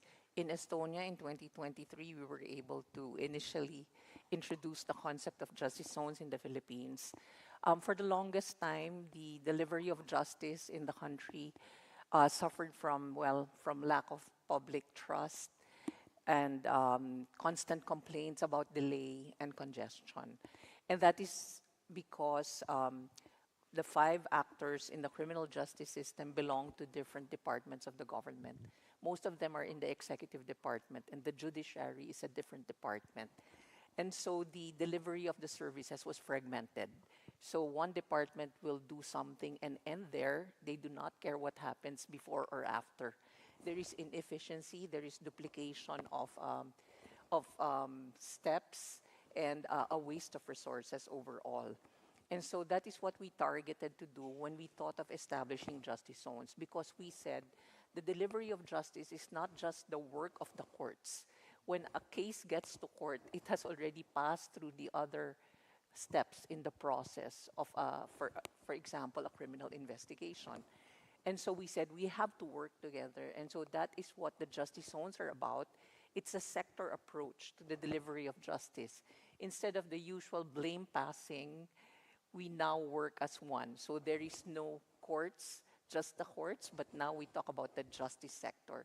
So it's a service that we all deliver together. If one fails, then we are all inefficient. We all fail. So that is the idea behind the justice zones.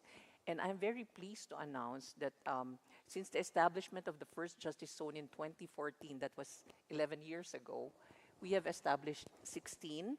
And we just got a report of study done by the European Union through the Governance in Justice program. And we received an 87% excellent to very good rating. So everyone, at least that percentage, were very happy with the services that they have received in our justice zones.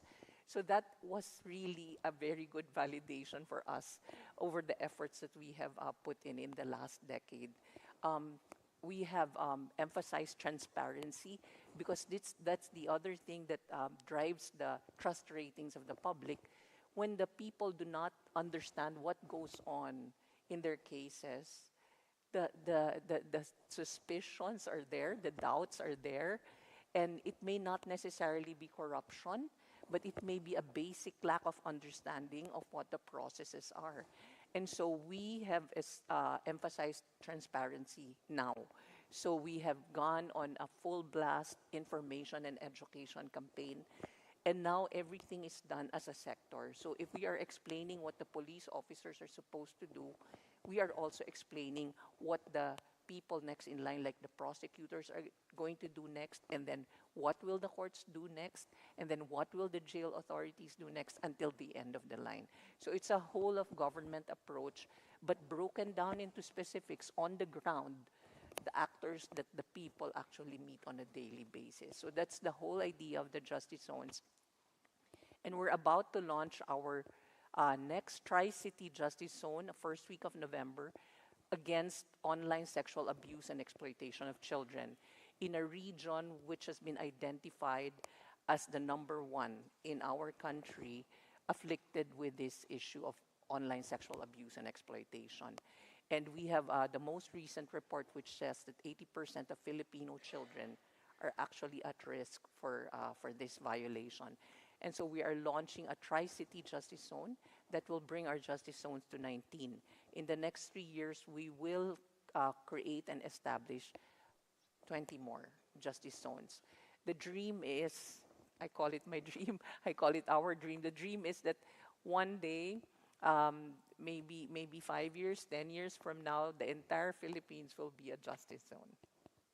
That's a beautiful dream, and I think we can all dream with you that the entire world will be a justice zone. Yes.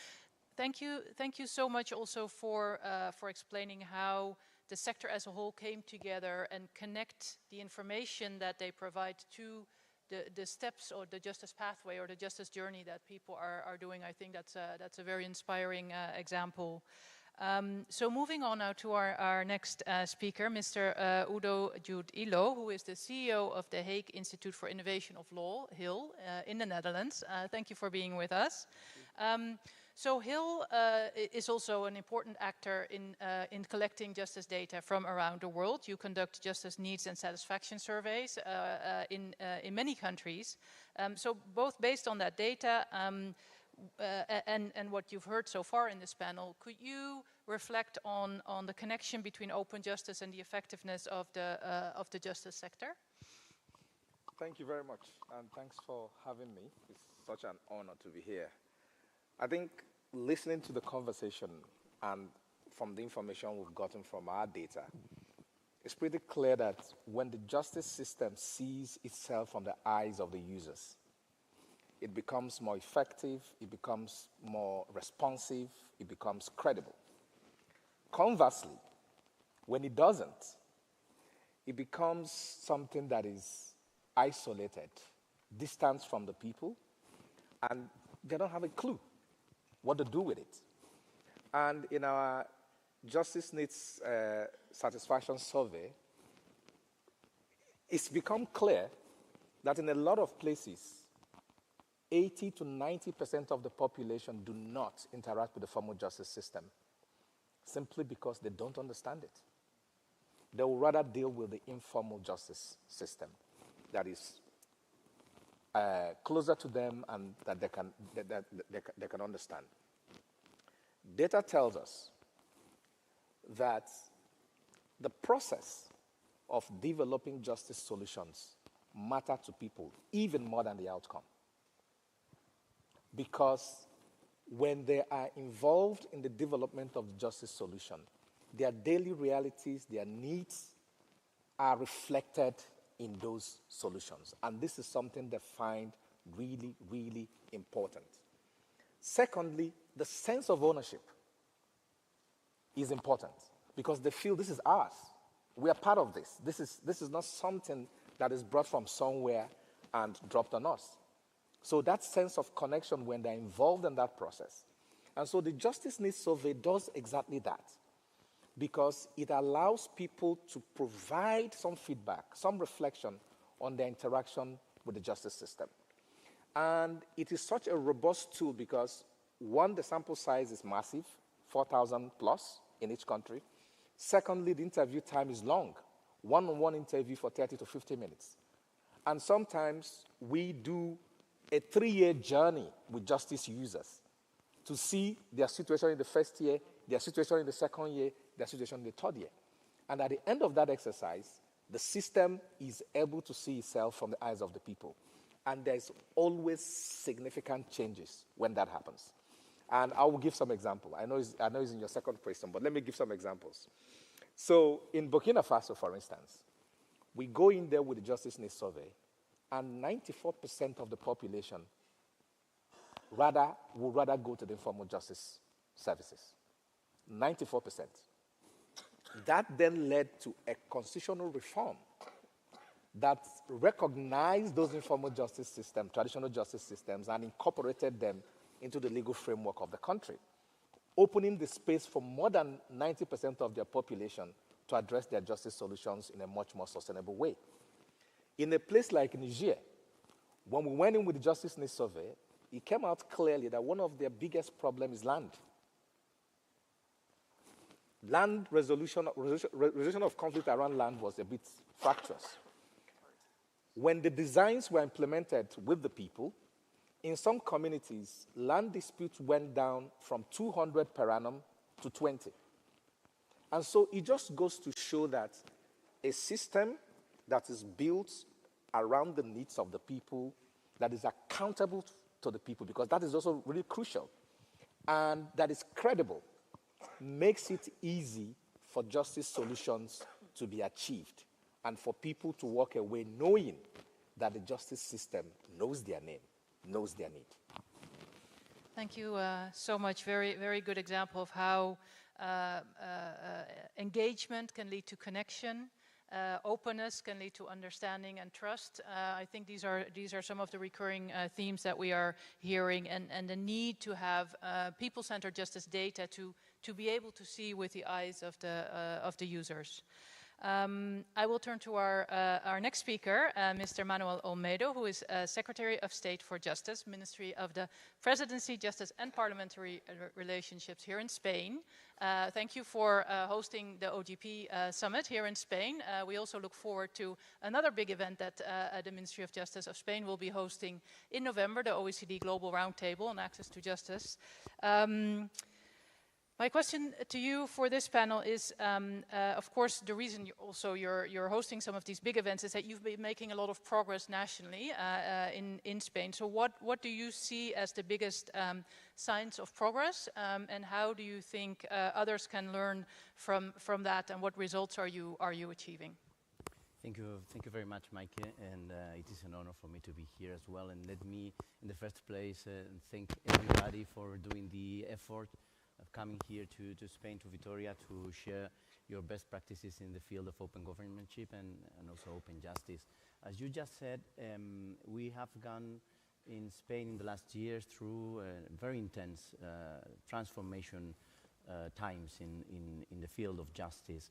We maybe are under the most important transformation in decades, and we want to, or we would like to get a more efficient, inclusive and accessible system of justice for as a public service as we consider justice. Justice is a very complex concept. It refers to many things, to a right, to a power, in the traditional scheme of the division of powers, but also is a public service like healthcare or education.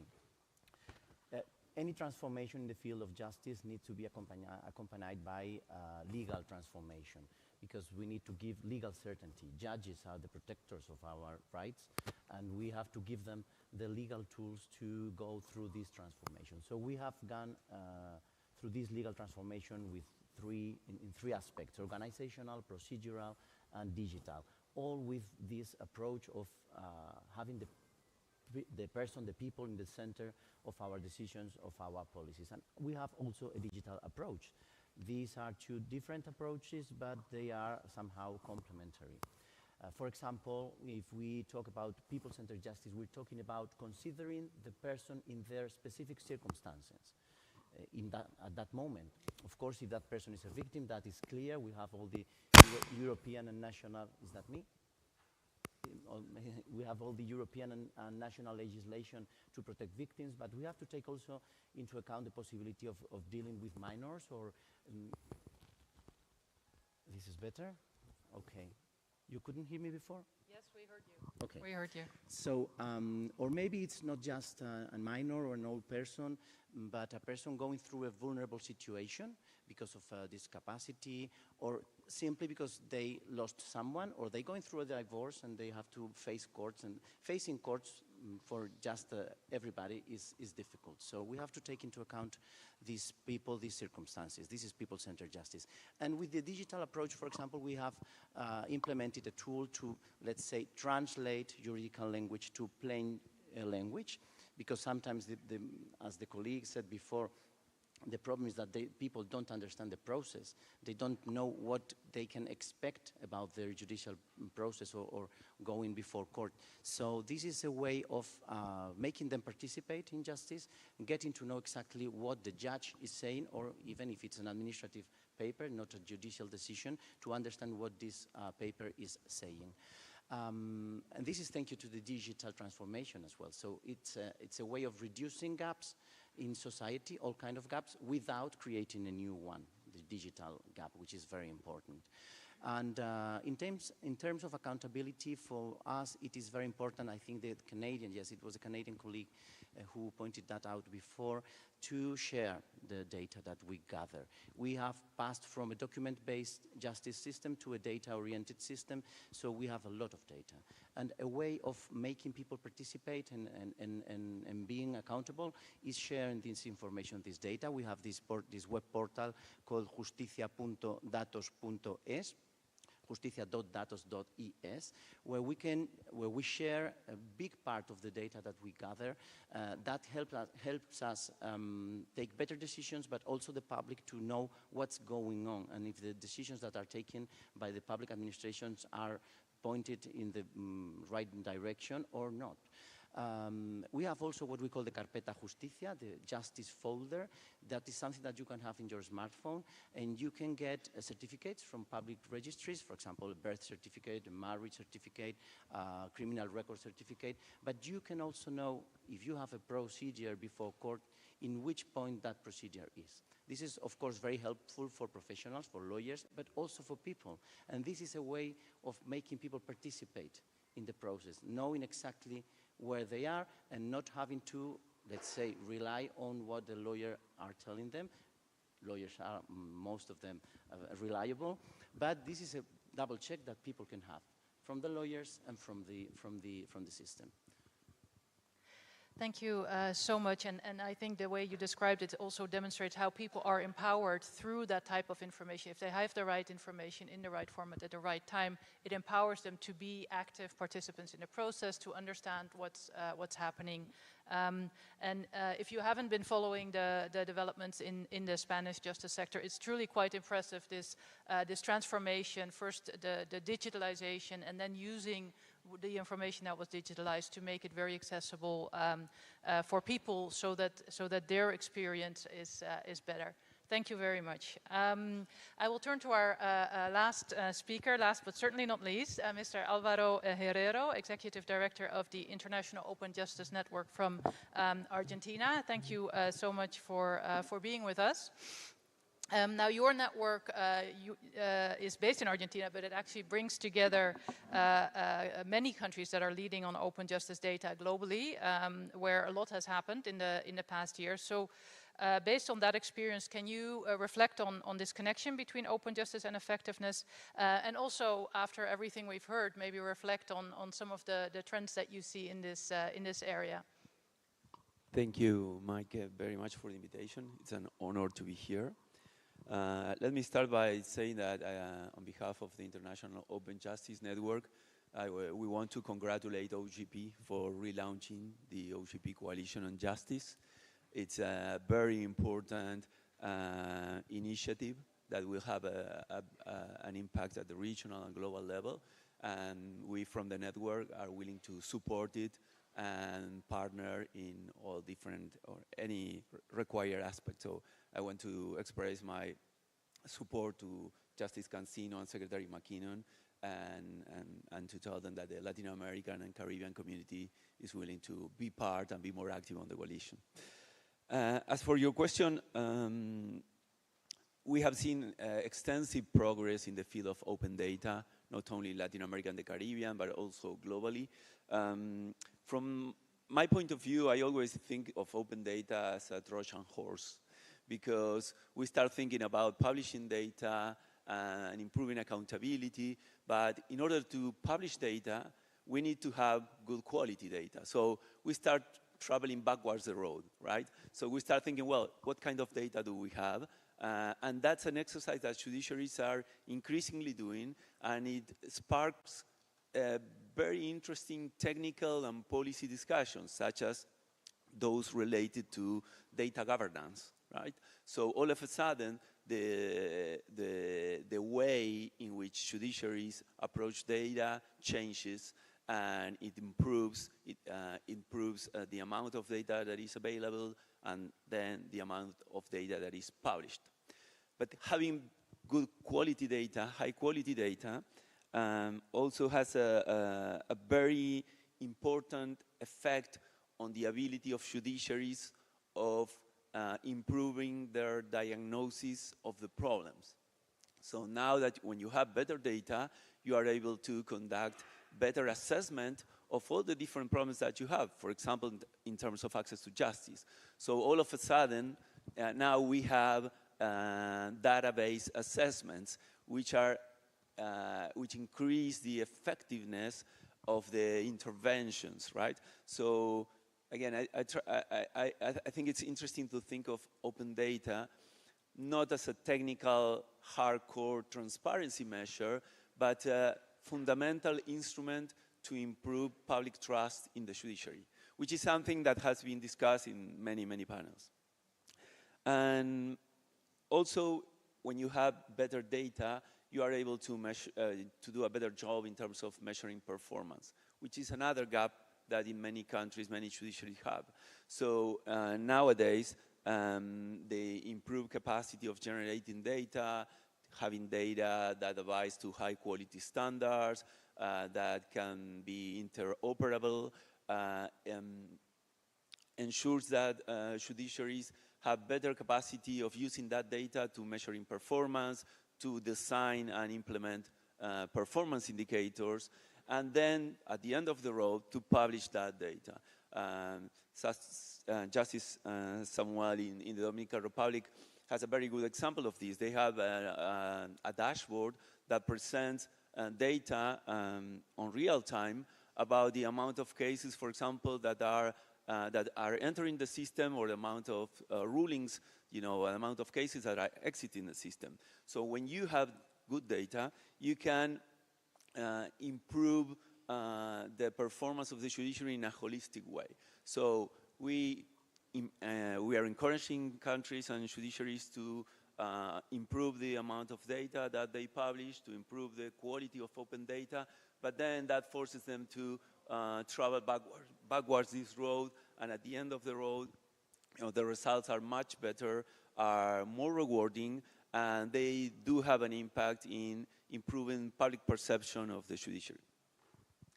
Thank you so much. So we've heard from earlier speakers about the importance of data for people to understand what's happening, but this, of course, is also a very critical aspect, using data to improve the system, to get a much better empirical understanding of what's really happening in the courts and how that's, and where the changes can be made, where the improvements can be made, and then connecting that to people's experiences and improving the outcomes. So thank you very much to all our speakers. We've been brutal with the time that we've allotted to you. As I said, from the first panel, certainly also goes for the speakers in this panel. They could all easily fill a full hour sharing their experience. So I really do encourage you to reach out, look at those examples. There's a reason they're up here. They're really quite remarkable leaders in this field.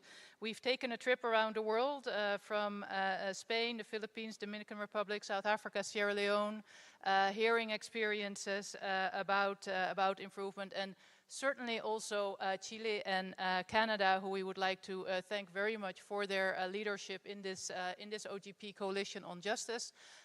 Again, we invite you all to connect. This panel should have given you plenty of inspiration in terms of commitments that you can make at the national level, at the local level. So I would like to ask you all to join me in thanking the panel and wishing you a very good end of this summit.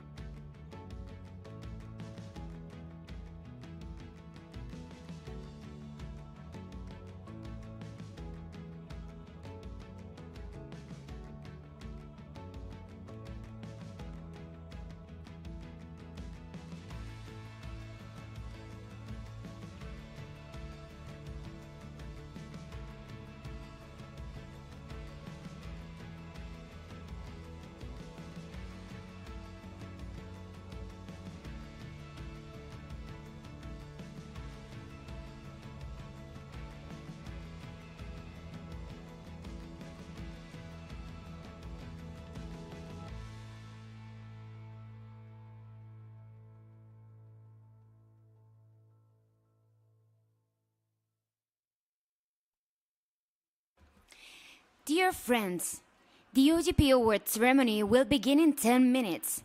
Please clear the 5 first rows of seats. Amigas y amigos, la ceremonia de entrega de premios de OGP comenzará en 5 minutos. Por favor, despejen las 5 primeras filas de asientos.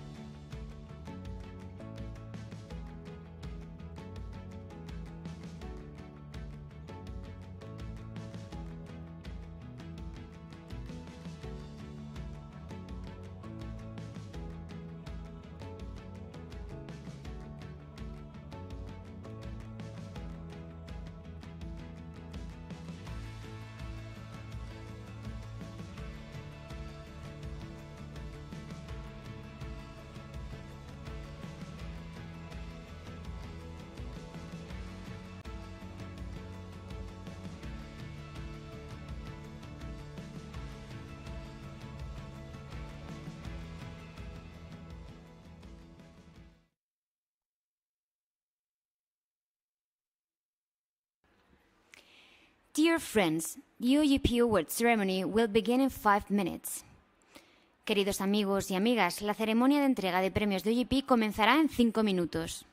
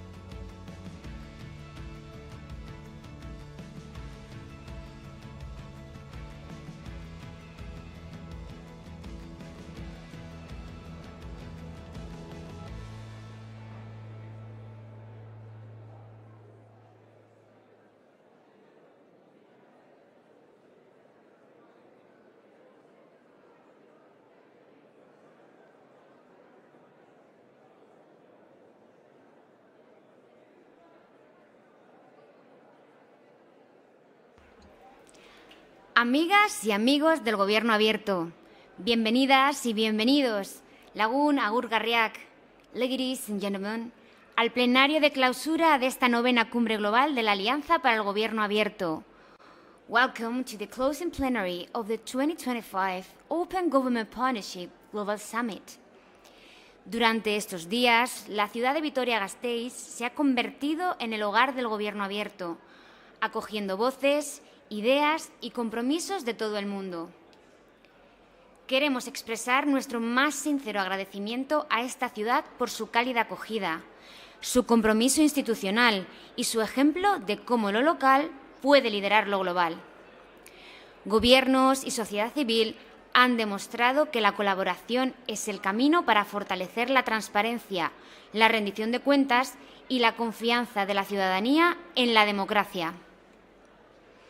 Together, we have advanced new ideas, forged partnerships, and reaffirmed our shared commitment to more open, inclusive, and resilient democracies.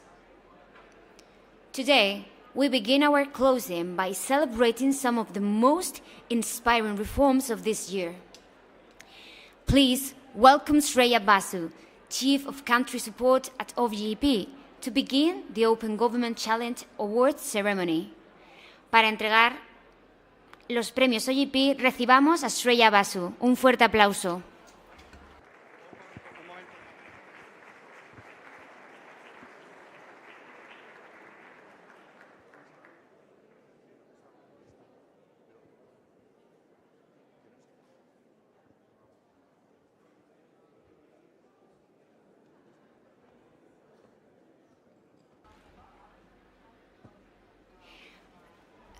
Para entregar los OGP Awards, tenemos el honor también de contar con la Secretaria de Estado de Función Pública, Clara Mapelli, Paul Massen, Chief of Global Programs, Carmen Cabanillas, Directora General de Gobernanza Pública, and Alessandro Bellantoni, Director of Policy and Partnership from OGP.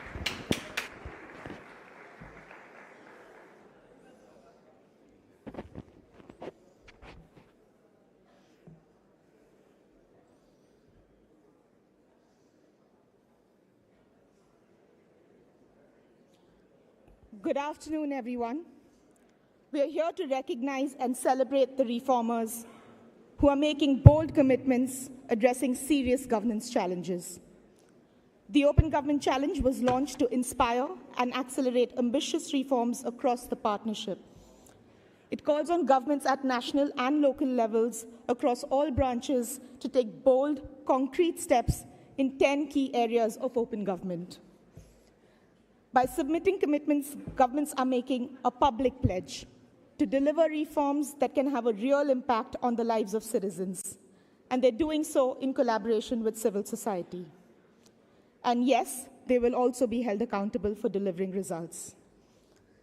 This year, we are honoring awardees in 3 categories: regional awards, thematic awards, and honorable mentions. Each awardee was carefully selected from more than 160 challenge commitments submitted from over 34 countries and more than 70 local governments. We want to extend our deepest gratitude to our selection committee members, made up of former government points of contact, and our partner organizations, whose names you see on the screen, and who very generously lent their expertise and thoughtful judgment to ensure that the commitments with the most promise are recognized today.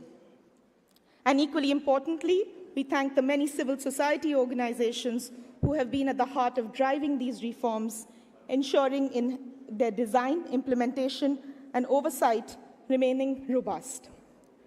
Now, let's begin with the regional awards. Let's start with the Africa and the Middle East.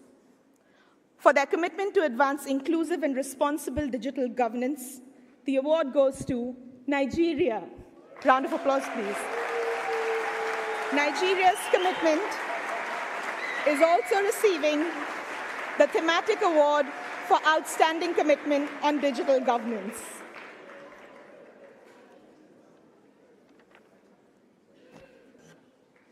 Let's move to the Americas. for their commitment on a federal strategy for social participation and popular education. The award goes to Brazil. Brazil's commitment is also receiving the thematic award for outstanding commitment on public participation.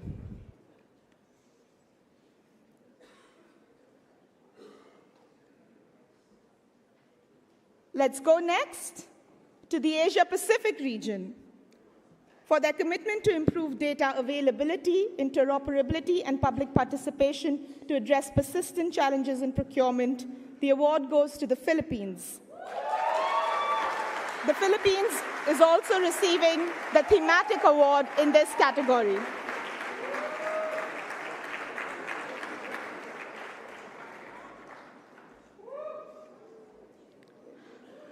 Finally, let's go to Europe, where we have a tie. For their commitment to build public dashboards for open contracting data, the award goes to the United Kingdom.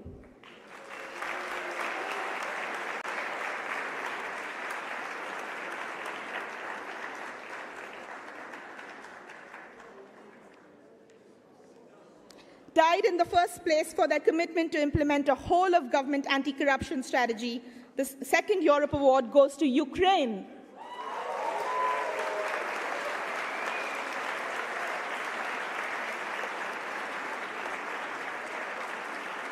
We congratulate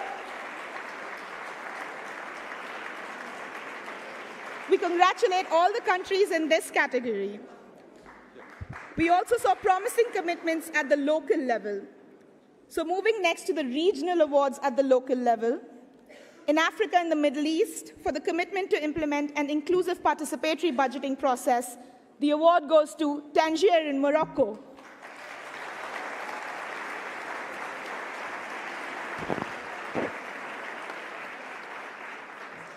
In the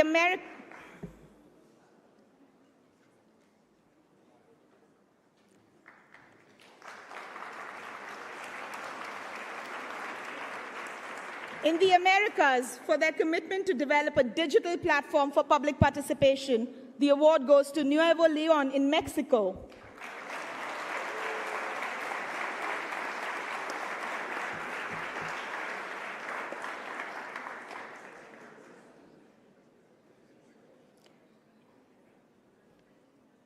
In Asia and the Pacific, for their commitment to support capacity building for civil society to participate in governance processes, the award goes to Quezon City in the Philippines.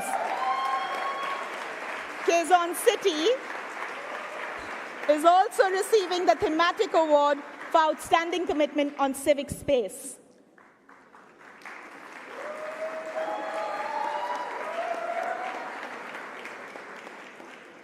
In Europe, for their commitment to implement a city-wide participatory budgeting process, the award goes to Zagreb in Croatia.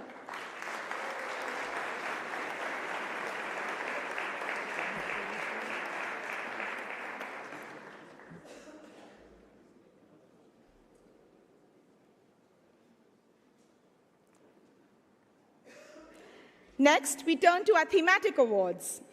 The award for access to information goes to Nandi, Kenya, for their commitment to make information more inclusive and accessible.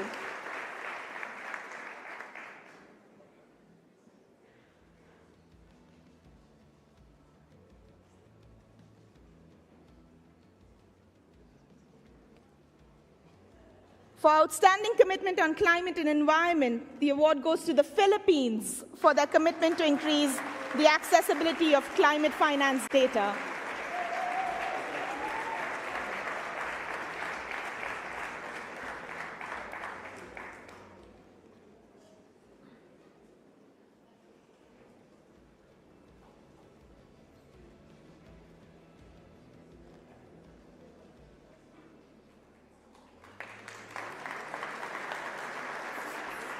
For outstanding commitment on justice, the award goes to Costa Rica for their commitment on building a participatory accountability methodology in restorative justice.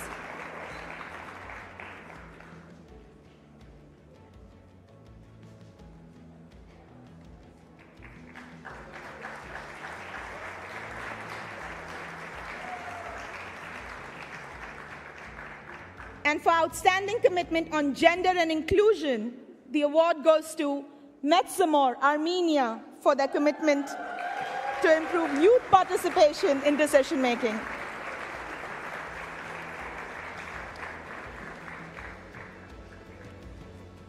Finally, we want to recognize a set of honorable mentions. These commitments stood out for their innovation, creativity, and potential to inspire reformers everywhere else. They include Bogota, Colombia, for their commitment to improve transparency and monitoring of public works projects.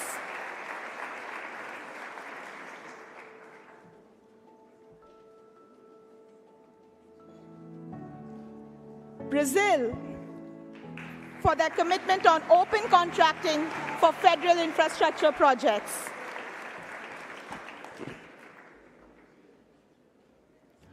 Cordoba Province, Argentina, for co-creating an access to information law for the province.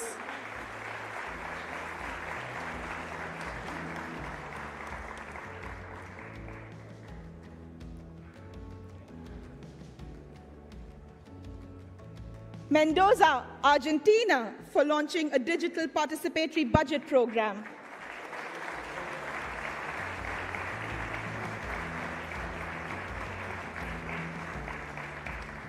Nuevo León in Mexico for digitizing the public procurement system.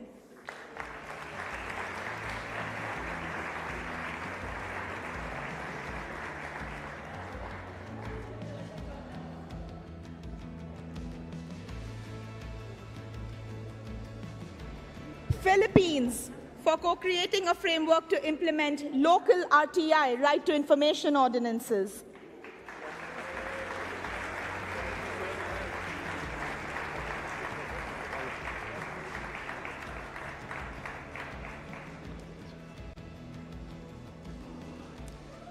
Santiago de Cali, Colombia, for improving public monitoring of debt and investment.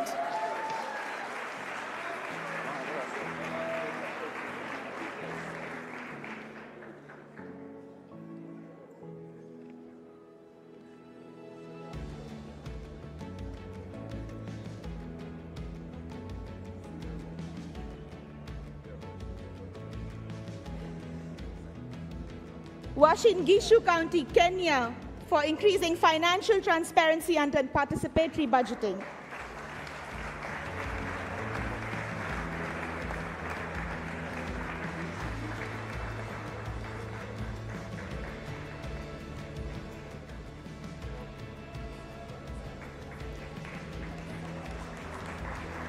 Congratulations to all our winners.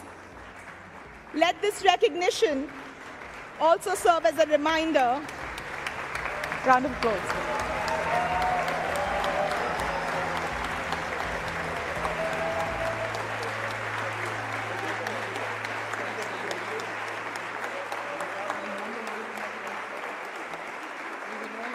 Awardees, as you soak in the recognition, let it also serve as a reminder that these promises will need to be kept, real results delivered, and that OGP will be tracking and sharing outcomes in the coming years. To all of you who took steps to submit commitments, thank you, thank you. Your work is important, and OGP is here to support your efforts. But the journey doesn't stop here. The challenge remains open. We encourage all our OGP members, parliaments, local governments, judiciaries, autonomous institutions, and reformers everywhere to continue to take the call to action and respond to the open government challenge with bold, ambitious commitments.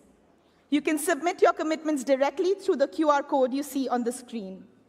Let's keep the momentum going, let's aim higher, and let's continue building a future where open government delivers for all. Congratulations once again to all our awardees, and thank you, everyone. Gracias, Shreya. Antes de finalizar la ceremonia de entrega de los premios del desafío de la Alianza para el Gobierno Abierto, tenemos el honor de invitar al escenario para unirse a los premiados y premiadas en una foto de familia a nuestro anfitrión, el ministro para la Transformación Digital y de la Función Pública, Óscar López. Un fuerte aplauso.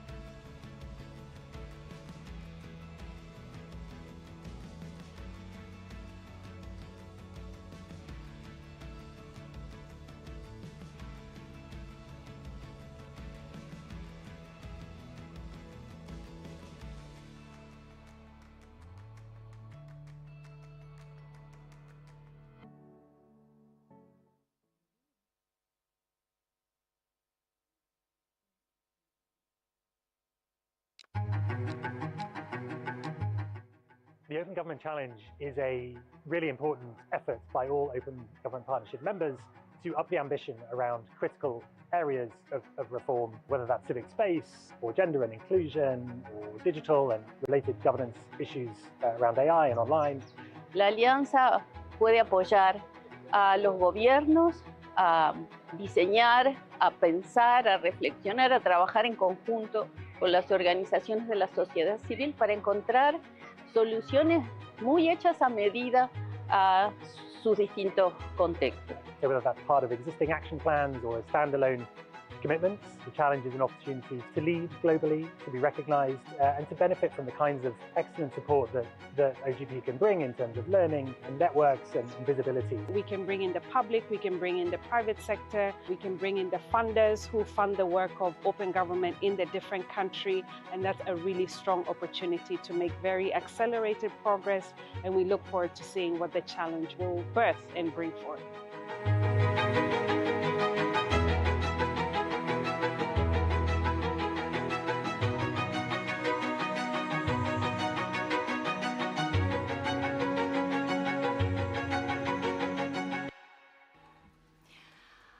Comunidad de Gobierno Abierto, Os rogamos que permanezcáis en vuestro asiento mientras hacemos una pausa para recibir a nuestro invitado más distinguido en esta ceremonia de clausura de la 9ª Cumbre Global de la Alianza para el Gobierno Abierto, Su Majestad el Rey Felipe VI de España.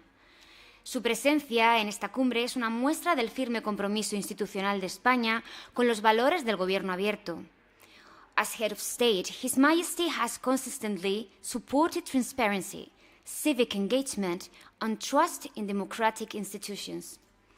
Su participación hoy subraya la importancia de un liderazgo que escucha, une e inspira. His presence today underscores the value of leadership that listens, unites and inspires confidence in public life.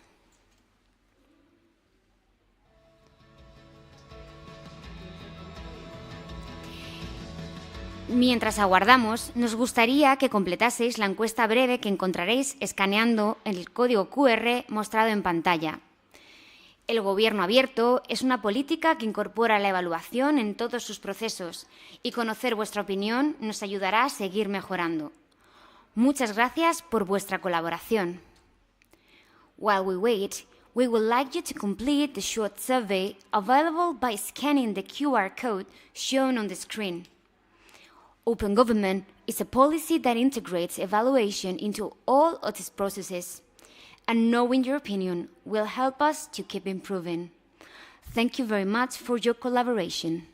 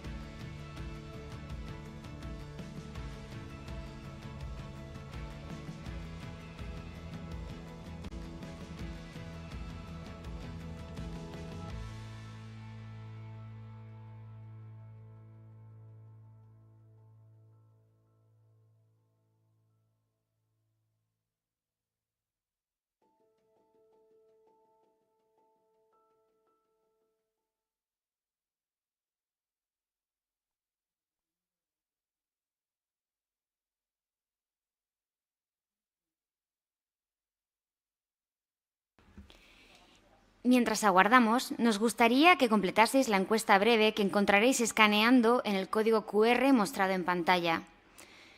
While we wait, we would like you to complete the short survey available by scanning the QR code shown on the screen. El gobierno abierto es una política que incorpora la evaluación en todos sus procesos y conocer vuestra opinión nos ayudará a seguir mejorando. Open Government is a policy that integrates evaluation into all of these processes, and knowing your opinion will help us to keep improving. Muchas gracias por vuestra colaboración. Thank you very much for your collaboration.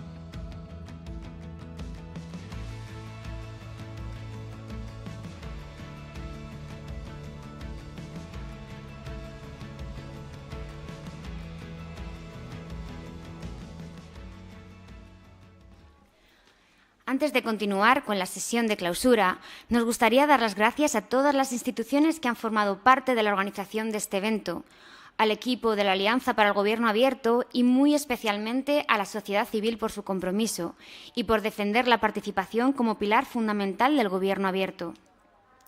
Our gratitude also goes to everyone whose work, enthusiasm and collaboration have made this global summit possible.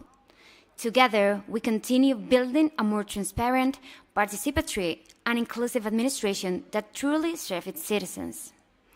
El espíritu del Gobierno abierto no termina aquí. Continúa en cada acción, en cada alianza y en cada compromiso por un futuro más justo y colaborativo.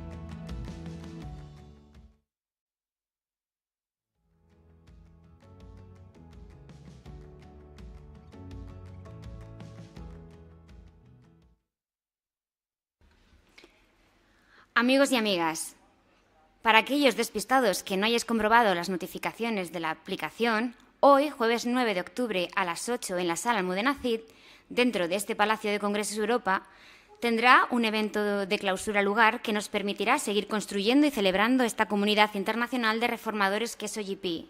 Today, Thursday, October the 9th, at 8 p.m., in Almudena Cid room inside the Europe Conference Center, we'll have a closing event that will allow us to continue building and celebrating the international community of reformers that is OGP.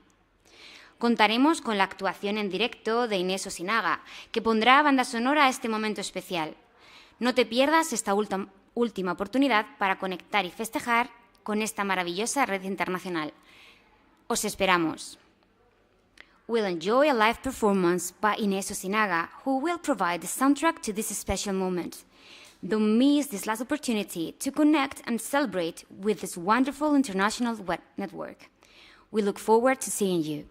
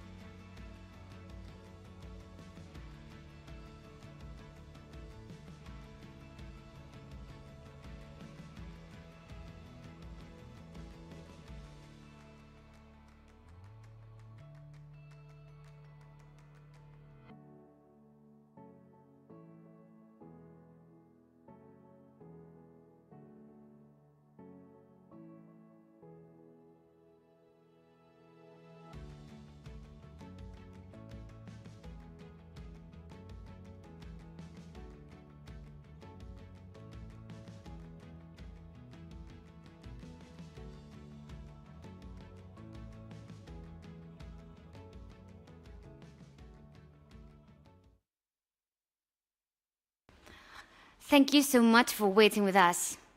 Gracias por vuestra paciencia. Ahora sí, amigos y amigas, dear friends, continuamos con esta sesión de clausura.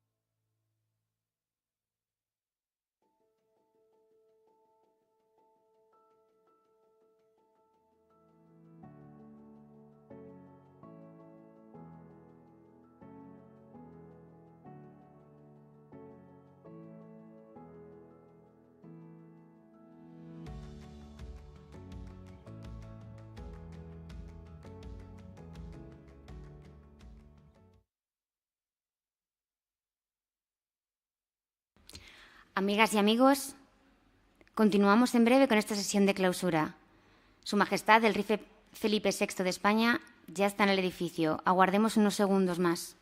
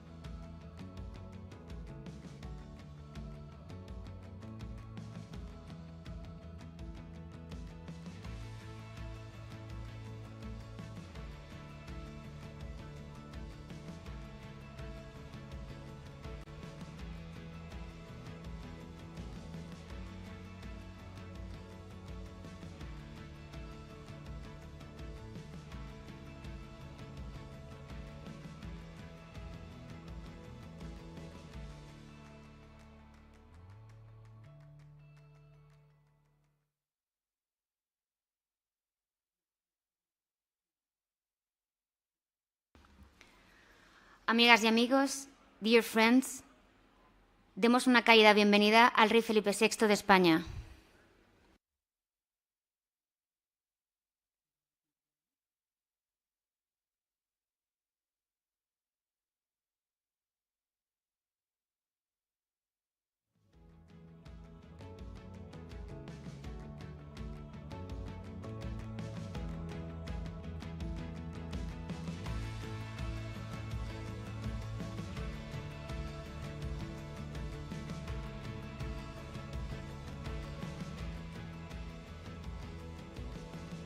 Demos una cálida bienvenida al Rey Felipe VI de España.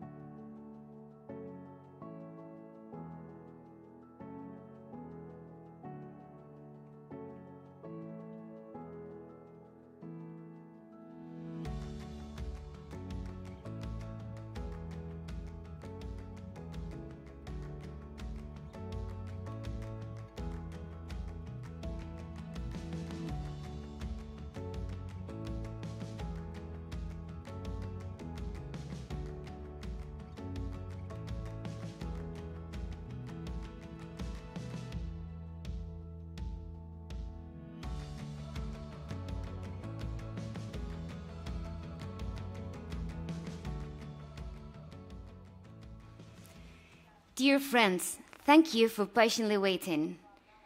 It's time for a symbolic moment of transition. La copresidencia española del Comité Directivo de OGP deja paso a Brasil. A handover that represents continuity, commitment, and a shared vision for the future. Un relevo que encarna liderazgo, diversidad y propósito común. Invitamos al escenario a Clara Mapelli, Secretaria de Estado de Función Pública de España. Cielo Magno, Current Civil Society Co-Chair from the Philippines. Lívia Oliveira Sobota, secretaria de Estado de Integridad Pública de Brasil. Y a Stephanie Mouché, próxima copresidenta de la Sociedad Civil de Kenia. Please also welcome Aidan Eyakuthe, Chief Executive Officer of the Open Government Partnership.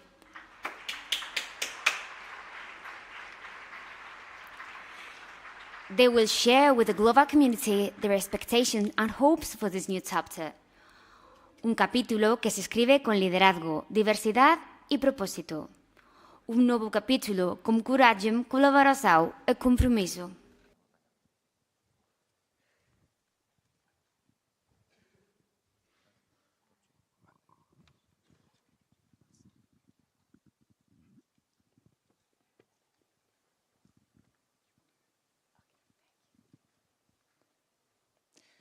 Majestad, autoridades, querida comunidad de gobierno abierto, la 9ª cumbre está llegando a su fin y una vez más la comunidad de gobierno abierto ha cumplido con todas las expectativas y altos estándares fijados por la Alianza.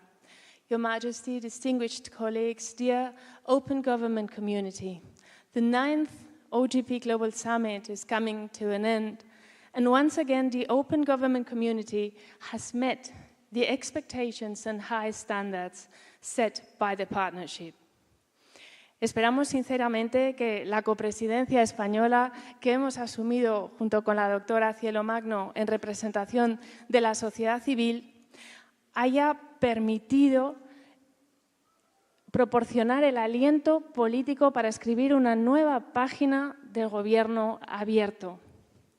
We sincerely hope that our co-chairing of OGP with Dr. Cielo Magno has contributed to writing a new page for the OGP community, given new political compromise and impulse.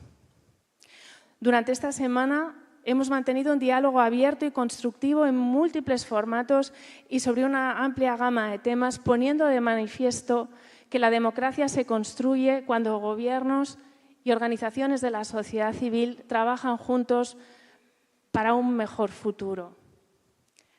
During this week, open and constructive dialogue has taken place in multiple formats and in a wide array of themes, so that we think collectively with open society, with civil society organizations to define new solutions to create a better democracy for all. Nuestras nuevas copresidentas, en representación de Brasil, Lívia Sobota, y por parte de la sociedad civil, The International Lawyers Project, Steph Munchai, nos van a proporcionar nueva inspiración e impulso para continuar nuestro trabajo.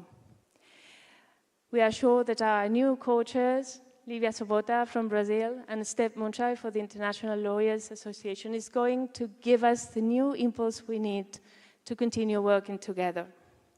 I would like to give the floor now to Lívia Sobota in representation as the next co-chair by Brazil to pass the new presidency. Thank you.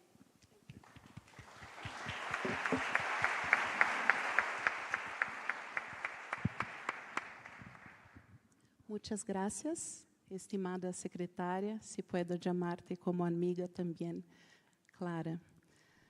Su Majestad, estimadas autoridades y amigos de la comunidad de gobierno abierto, es un gran honor para Brasil asumir el rol de copresidente de la Alianza por el Gobierno Abierto, juntamente con la lideresa impresionante que es la señora Stephanie Mouchai, de Kenia.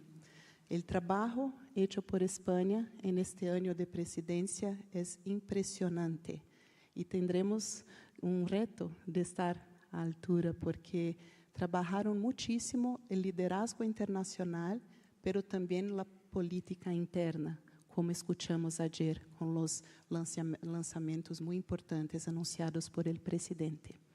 En Brasil tenemos una joven democracia. Yo nací cuando Brasil todavía estaba viviendo una dictadura militar Y hoy es un gran placer ver elecciones, participación social, transparencia y un gobierno que está trabajando por la gente. Yo sé que en España también ese trabajo está siendo hecho, aprendemos muchísimo juntos y estamos muy felices también que nuestros gobiernos cooperan por la democracia también en nivel internacional. Gobierno abierto es el camino para enfrentar los retos más grandes de nuestro tiempo, la transición digital y la transición del clima.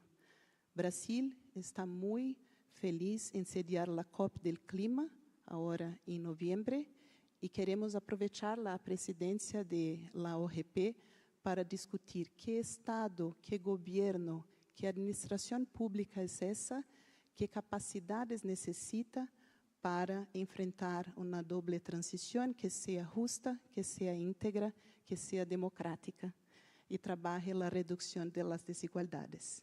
Entonces, contamos con todos ustedes para que ese movimiento crezca aún más. Hay retos, hay dificultades, pero juntos podemos muchísimo. Muchas gracias.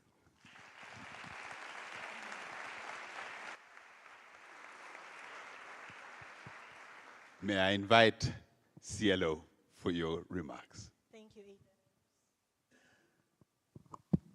Thank you, Aidan. Your Excellency, government delegates and civil society, I would like to thank everyone and of course the governments of Spain for a year of co-chairing this movement.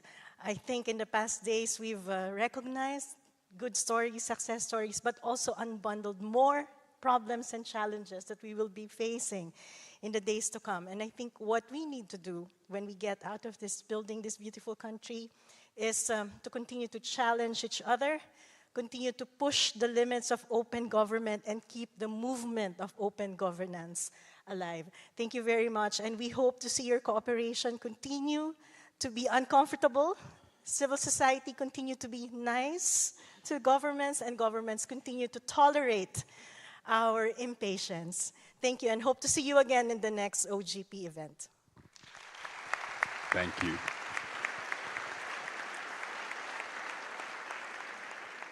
And might I invite Steph Mushai. Thank you, Aidan. Can you hear me? Yes, okay. His Majesty, the King of Spain, and distinguished guests, good afternoon. Together with the government of Brazil, we are honored to have this opportunity to serve the partnership over the coming year. We do begin our service with a lot of gratitude and thanks to our immediate co-chairs, Cielo Magno and the government of Spain. Thank you for your dedicated service, especially in a summit year. We're very thankful. We also acknowledge and thank present here or in absentia all former co-chairs that have similarly served with dedication to keep the values and work of the partnership on track, together with the dedicated members who are here and the staff as well. So would you help me appreciate yourselves, our former co-chairs, and all the co-chairs in absentia? Would you give them a round of applause? Thank you.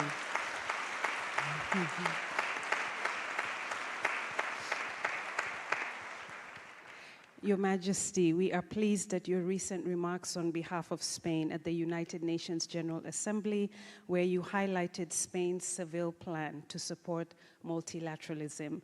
This has been a key discussion area since the beginning of this summit, as well as a key area of our co-chair agenda together with Brazil for the period 2025 to 2026. We note that even as Spain hands over the co-chairship of the partnership today, Spain is doing so on a high note in support of multilateralism. For those that may not know, Spain has pledged to protect and preserve multilateralism in the face of budget cuts by allocating 0.7% of its gross national income to development aid by 2030. Spain will further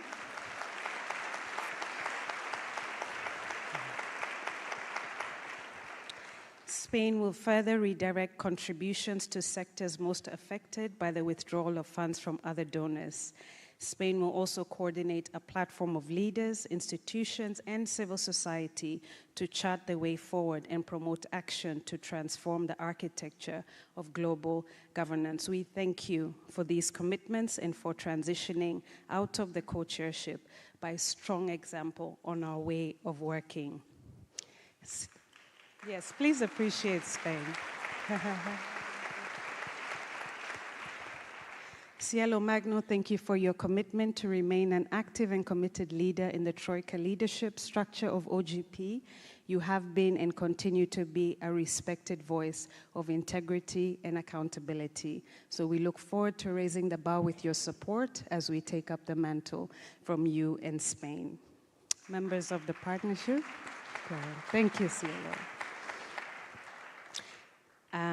You will hear more about our co-chair agenda in the coming days. For now, I would like to encourage us that you are not here by coincidence or luck. You are here by design, with the opportunity to impact the rapidly changing global and domestic realities. And to all of us as a collective, consider that smaller, less globally present groups of people have made sacrifices, they have brought wisdom and dedication that has enabled us to be where we are today.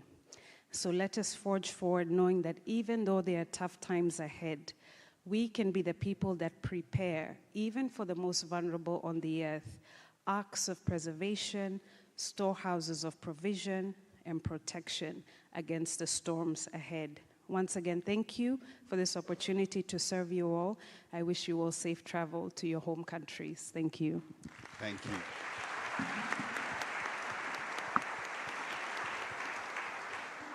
Thank you, Your Majesty, Excellencies, ladies and gentlemen.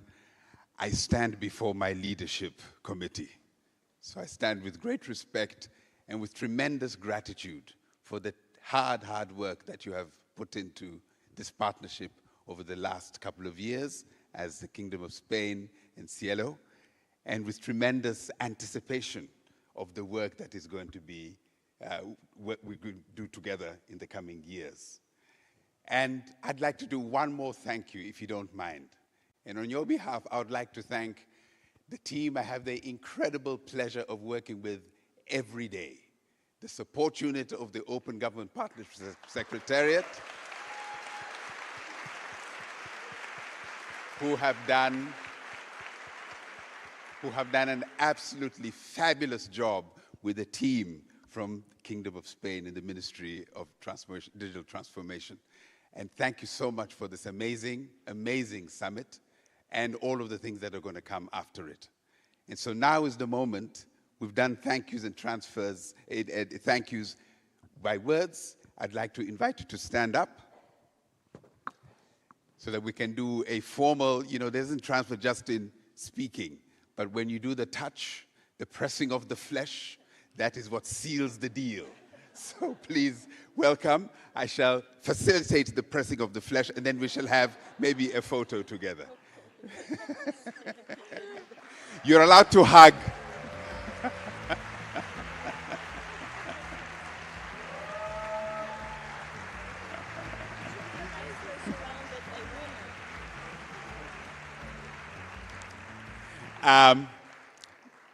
My boss has just reminded me, you do realize you're surrounded by women. I think therein lies a tremendous hope for the future of open government and for the future of this planet. Thank you. Thank you very much.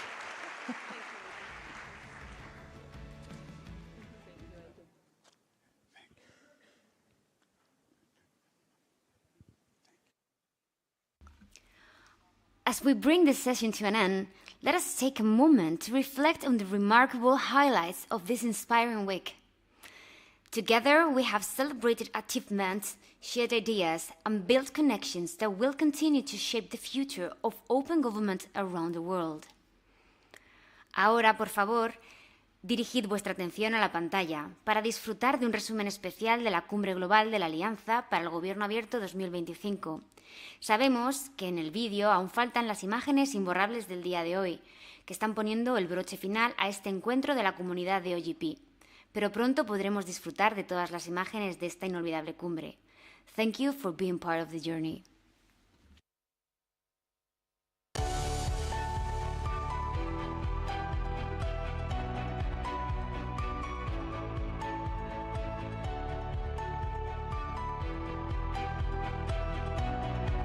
Good morning and welcome to Vitoria-Gasteiz.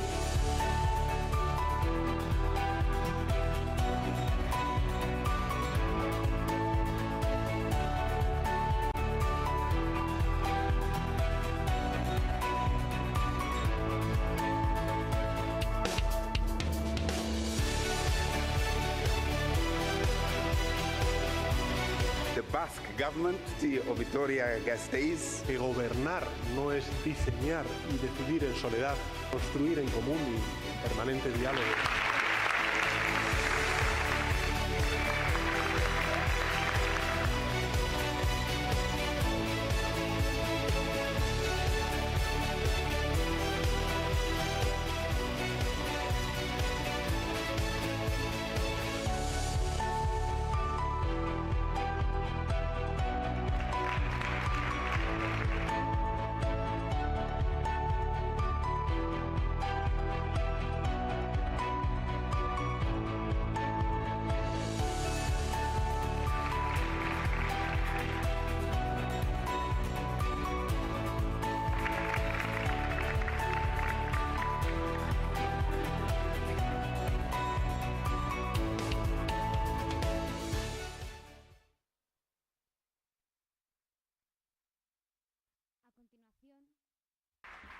A continuación, nos gustaría presentar al ministro para la Transformación Digital y de la Función Pública del Gobierno de España, el ministro Óscar López.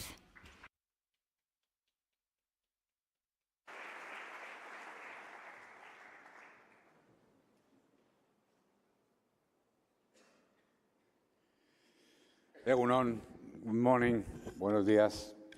Majestad, gracias de verdad por participar en esta cumbre tan importante para nuestro país y para la democracia y para las organizaciones multilaterales, como es la OGP. Muchísimas gracias por estar aquí, Majestad. Autoridades, representantes de la OGP, miembros del equipo organizador, participantes, amigas y amigos. Es un verdadero privilegio clausurar esta 9ª cumbre global de gobierno abierto en la histórica ciudad de Vitoria-Gasteiz.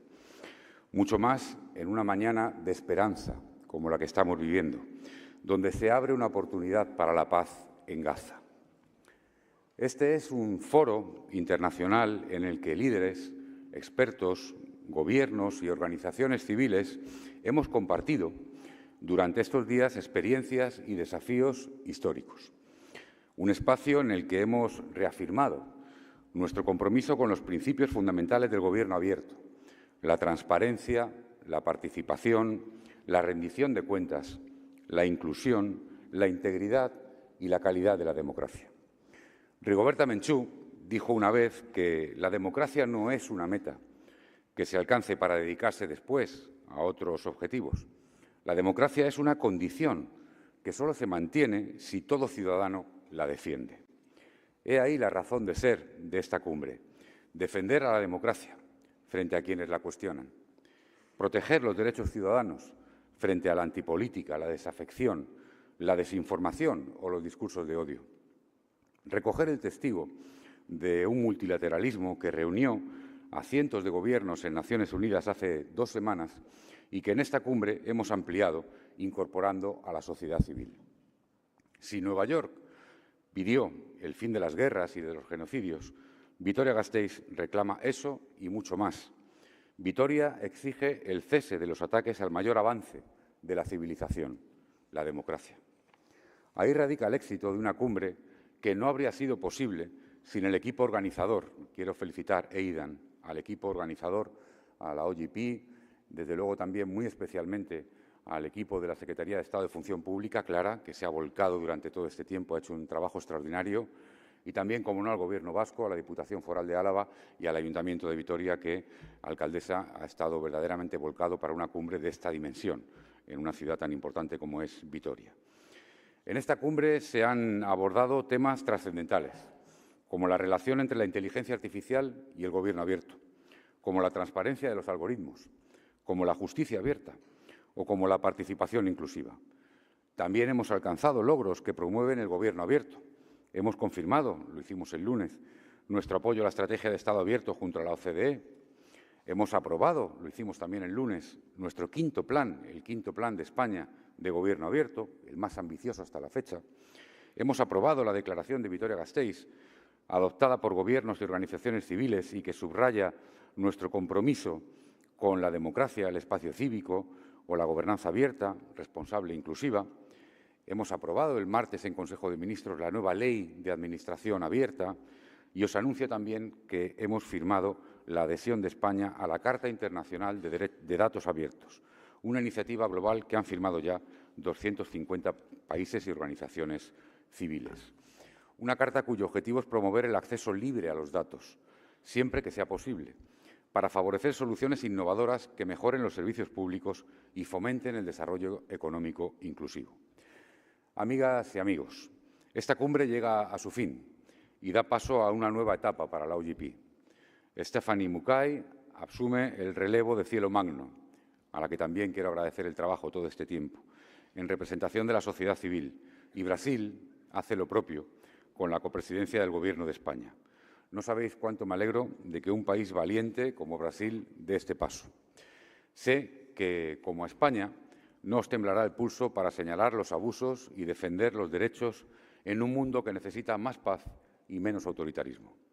Quiero terminar con una cita de Al Smith, gobernador de Nueva York, que decía: todos los males de la democracia pueden curarse con más democracia.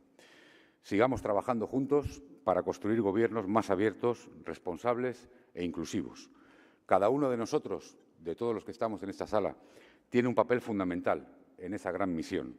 Muchas gracias a todos por vuestra participación y por vuestro compromiso. Hasta la próxima cumbre.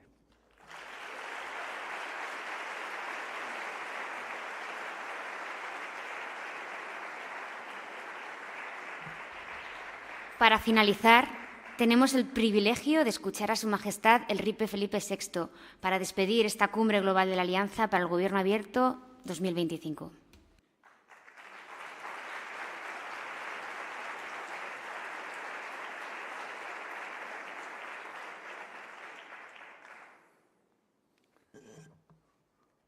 Muy buenos días, Egunon. Good morning to all. Before I give you my prepared formal speech, I would like to say that I'm so happy to share this last day with you all.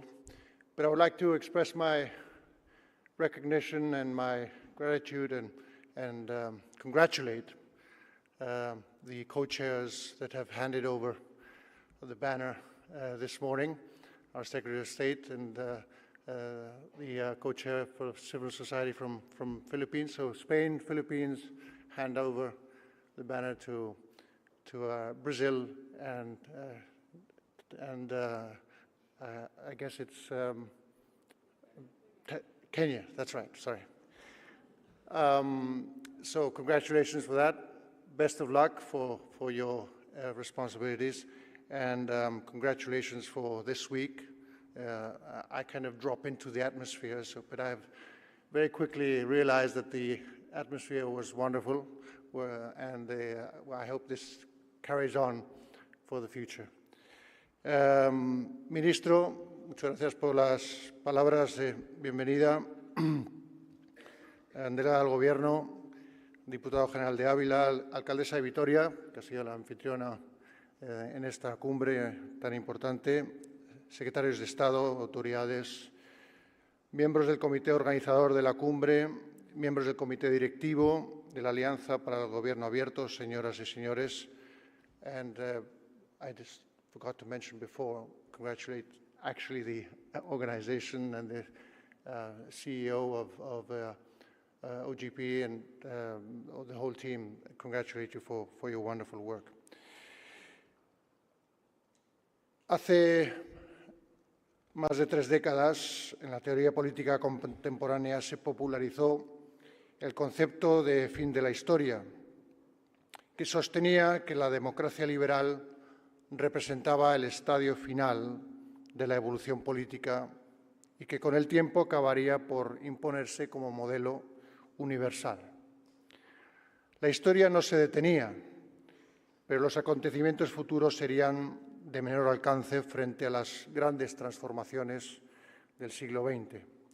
La democracia aparecía así como un sistema indiscutible e inamovible. Sin embargo, el tiempo demostró que aquella visión estaba muy lejos de la realidad. Lo que se anunciaba como un punto de llegada resultó ser apenas una pausa previa antes de que surgieran nuevos desafíos para la democracia. Los datos con los que contamos reflejan que las democracias están en retroceso en muchas partes del mundo.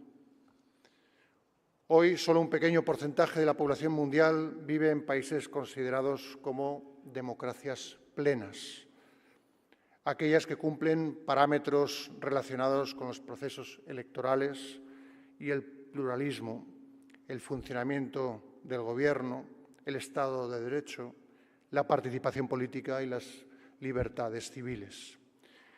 Al mismo tiempo, asistimos a nivel global a un proceso de desafección ciudadana hacia algunos aspectos de nuestros sistemas democráticos.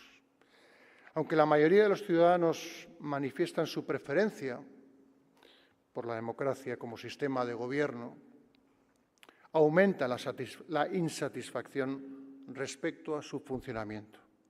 Esta brecha abre la puerta al auge de populismos, a una polarización más intensa y a un proceso progresivo distanciamiento entre la ciudadanía y las instituciones. En este escenario entendemos que el gobierno abierto es una alternativa para renovar la forma en que se conciben y ejercen los asuntos públicos.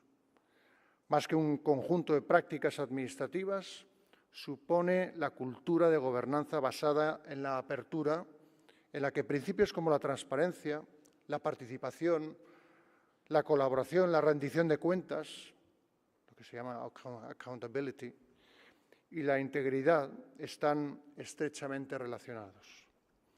No son dimensiones aisladas, sino componentes que en conjunto buscan reforzar a los ciudadanos y las instituciones y sostener un activo democrático fundamental, la confianza. Una confianza que nace de la coherencia entre las palabras y las acciones y se consolida a través del ejemplo. Hablar de gobierno abierto es hablar de mejorar la calidad de la democracia. De ahí la pertinencia y la importancia de este Congreso. Durante esta semana, Vitoria-Gasteiz se ha convertido en una verdadera plataforma global, 2.000 personas de 75 países, 150 administraciones locales y decenas de organizaciones civiles habéis compartido experiencias, buenas prácticas y avances en torno a los valores del gobierno abierto. Este encuentro no ha sido solo un espacio de diálogo, sino también de aprendizaje y de compromisos del que sin duda habéis extraído conclusiones valiosas, prácticas, para transformar nuestras administraciones públicas y fortalecer la democracia para el futuro de nuestras sociedades. En este marco, la declaración de Vitoria-Gasteiz dará continuidad a ese esfuerzo. Señoras y señores, la vitalidad de la democracia depende de un compromiso colectivo.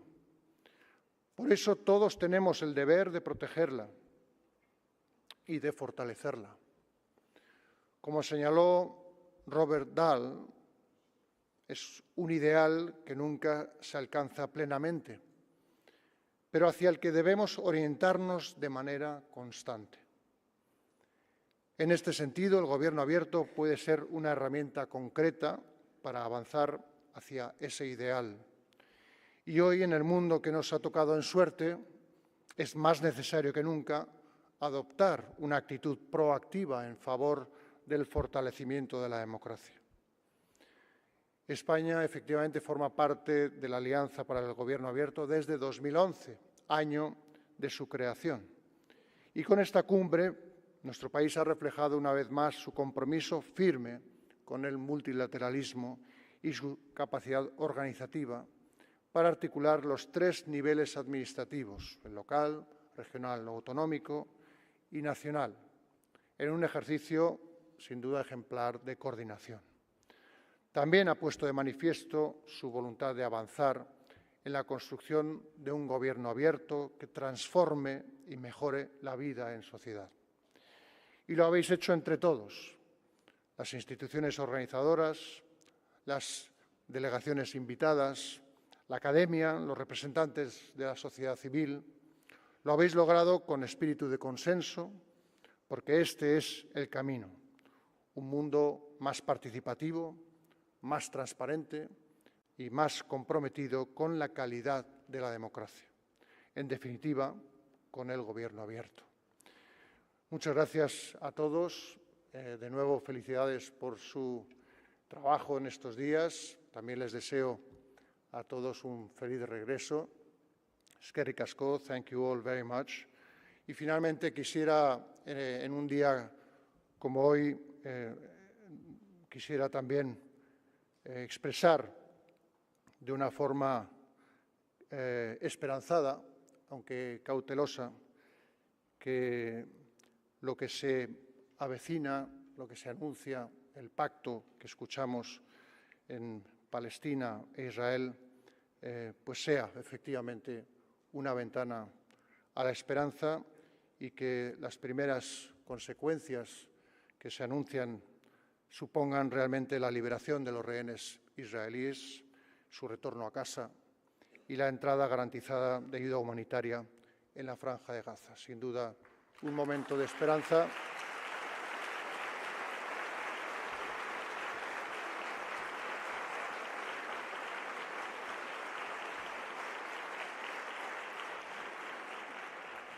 Un momento de esperanza para Palestina y para Israel. Muchas gracias. Eskerrik asko.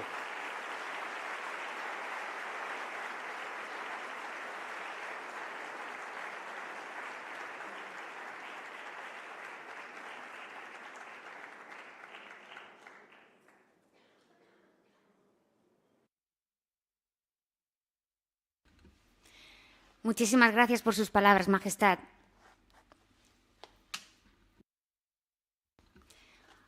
And with this, we conclude the 2025 Open Government Partnership Global Summit. Esta tarde, a las 8 en la Sala Almudena Cid, dentro del Palacio de Congresos Europa, tendremos un evento de clausura que nos permitirá seguir construyendo y celebrando esta comunidad internacional de reformadores que es OGP. Disfrutaremos de un cóctel y contaremos con la actuación en directo de Noé Sosinaga, que pondrá banda sonora a este momento especial. No te pierdas esta última oportunidad para conectar y festejar con esta maravillosa red internacional. Os esperamos. No olvidéis traer vuestra acreditación. This evening, at 8 p.m., in the Almudena Cid Room, inside the Europa Conference Center, we'll have a closing event that will allow us to continue building and celebrating this international community of reformers that is OGP. We'll enjoy a cocktail reception and a live performance by Inés Osinaga, who will provide the soundtrack to this special moment. Don't miss the last opportunity to connect and celebrate with this wonderful international network. We look forward to seeing you.